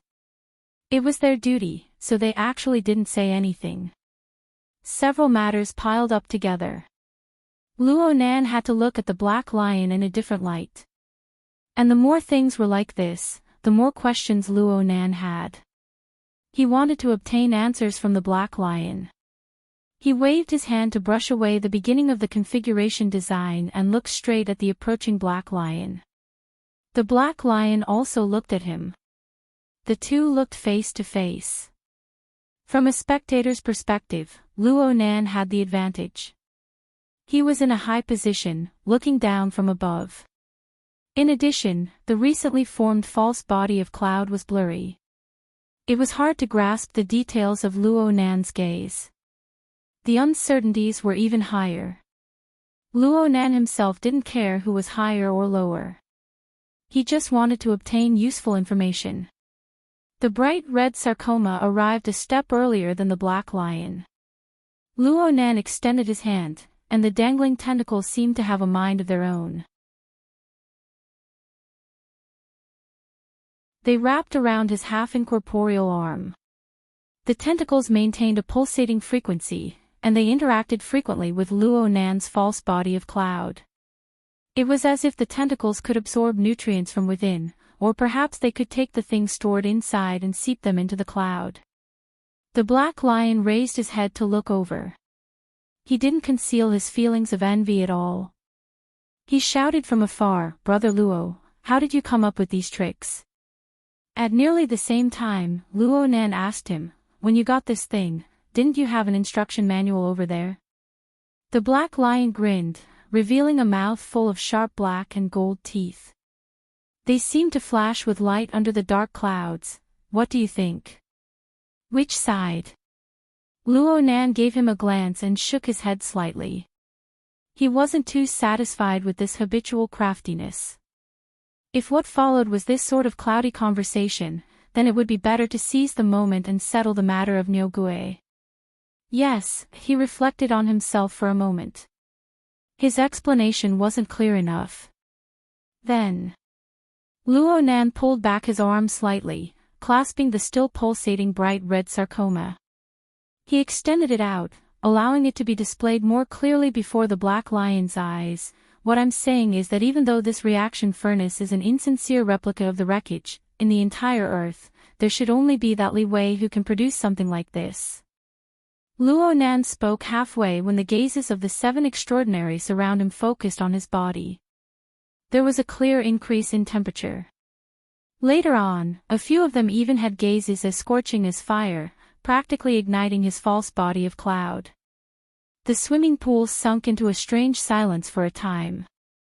It was like a boiling solution in a sealed container. No one knew whether it would silently boil away in the end, or whether it would suddenly explode with a loud bang without warning. The black lion sunk into silence at first, maintaining a somewhat stiff smile. But his gaze was extremely lively. He didn't miss a single detail of the pulsating bright red sarcoma in Luo Nan's palm. Nearly 10 seconds passed. Just as someone was about to lose control and speak up for him, the black lion ground his mouth full of golden teeth. He injected a nearly malevolent liveliness into his stiff smiling face. He probably thinks that a headless fly that can't even see the road clearly won't be able to understand the instruction manual. You're tuning into the LoveLore Library YouTube channel. We're so grateful for your support, and don't forget to subscribe to join us on this incredible journey through captivating stories. Your generosity through donations truly makes a world of difference, as it's the primary source of revenue that allows me to expand and enhance this channel for you. Thank you from the bottom of my heart for being a part of this adventure.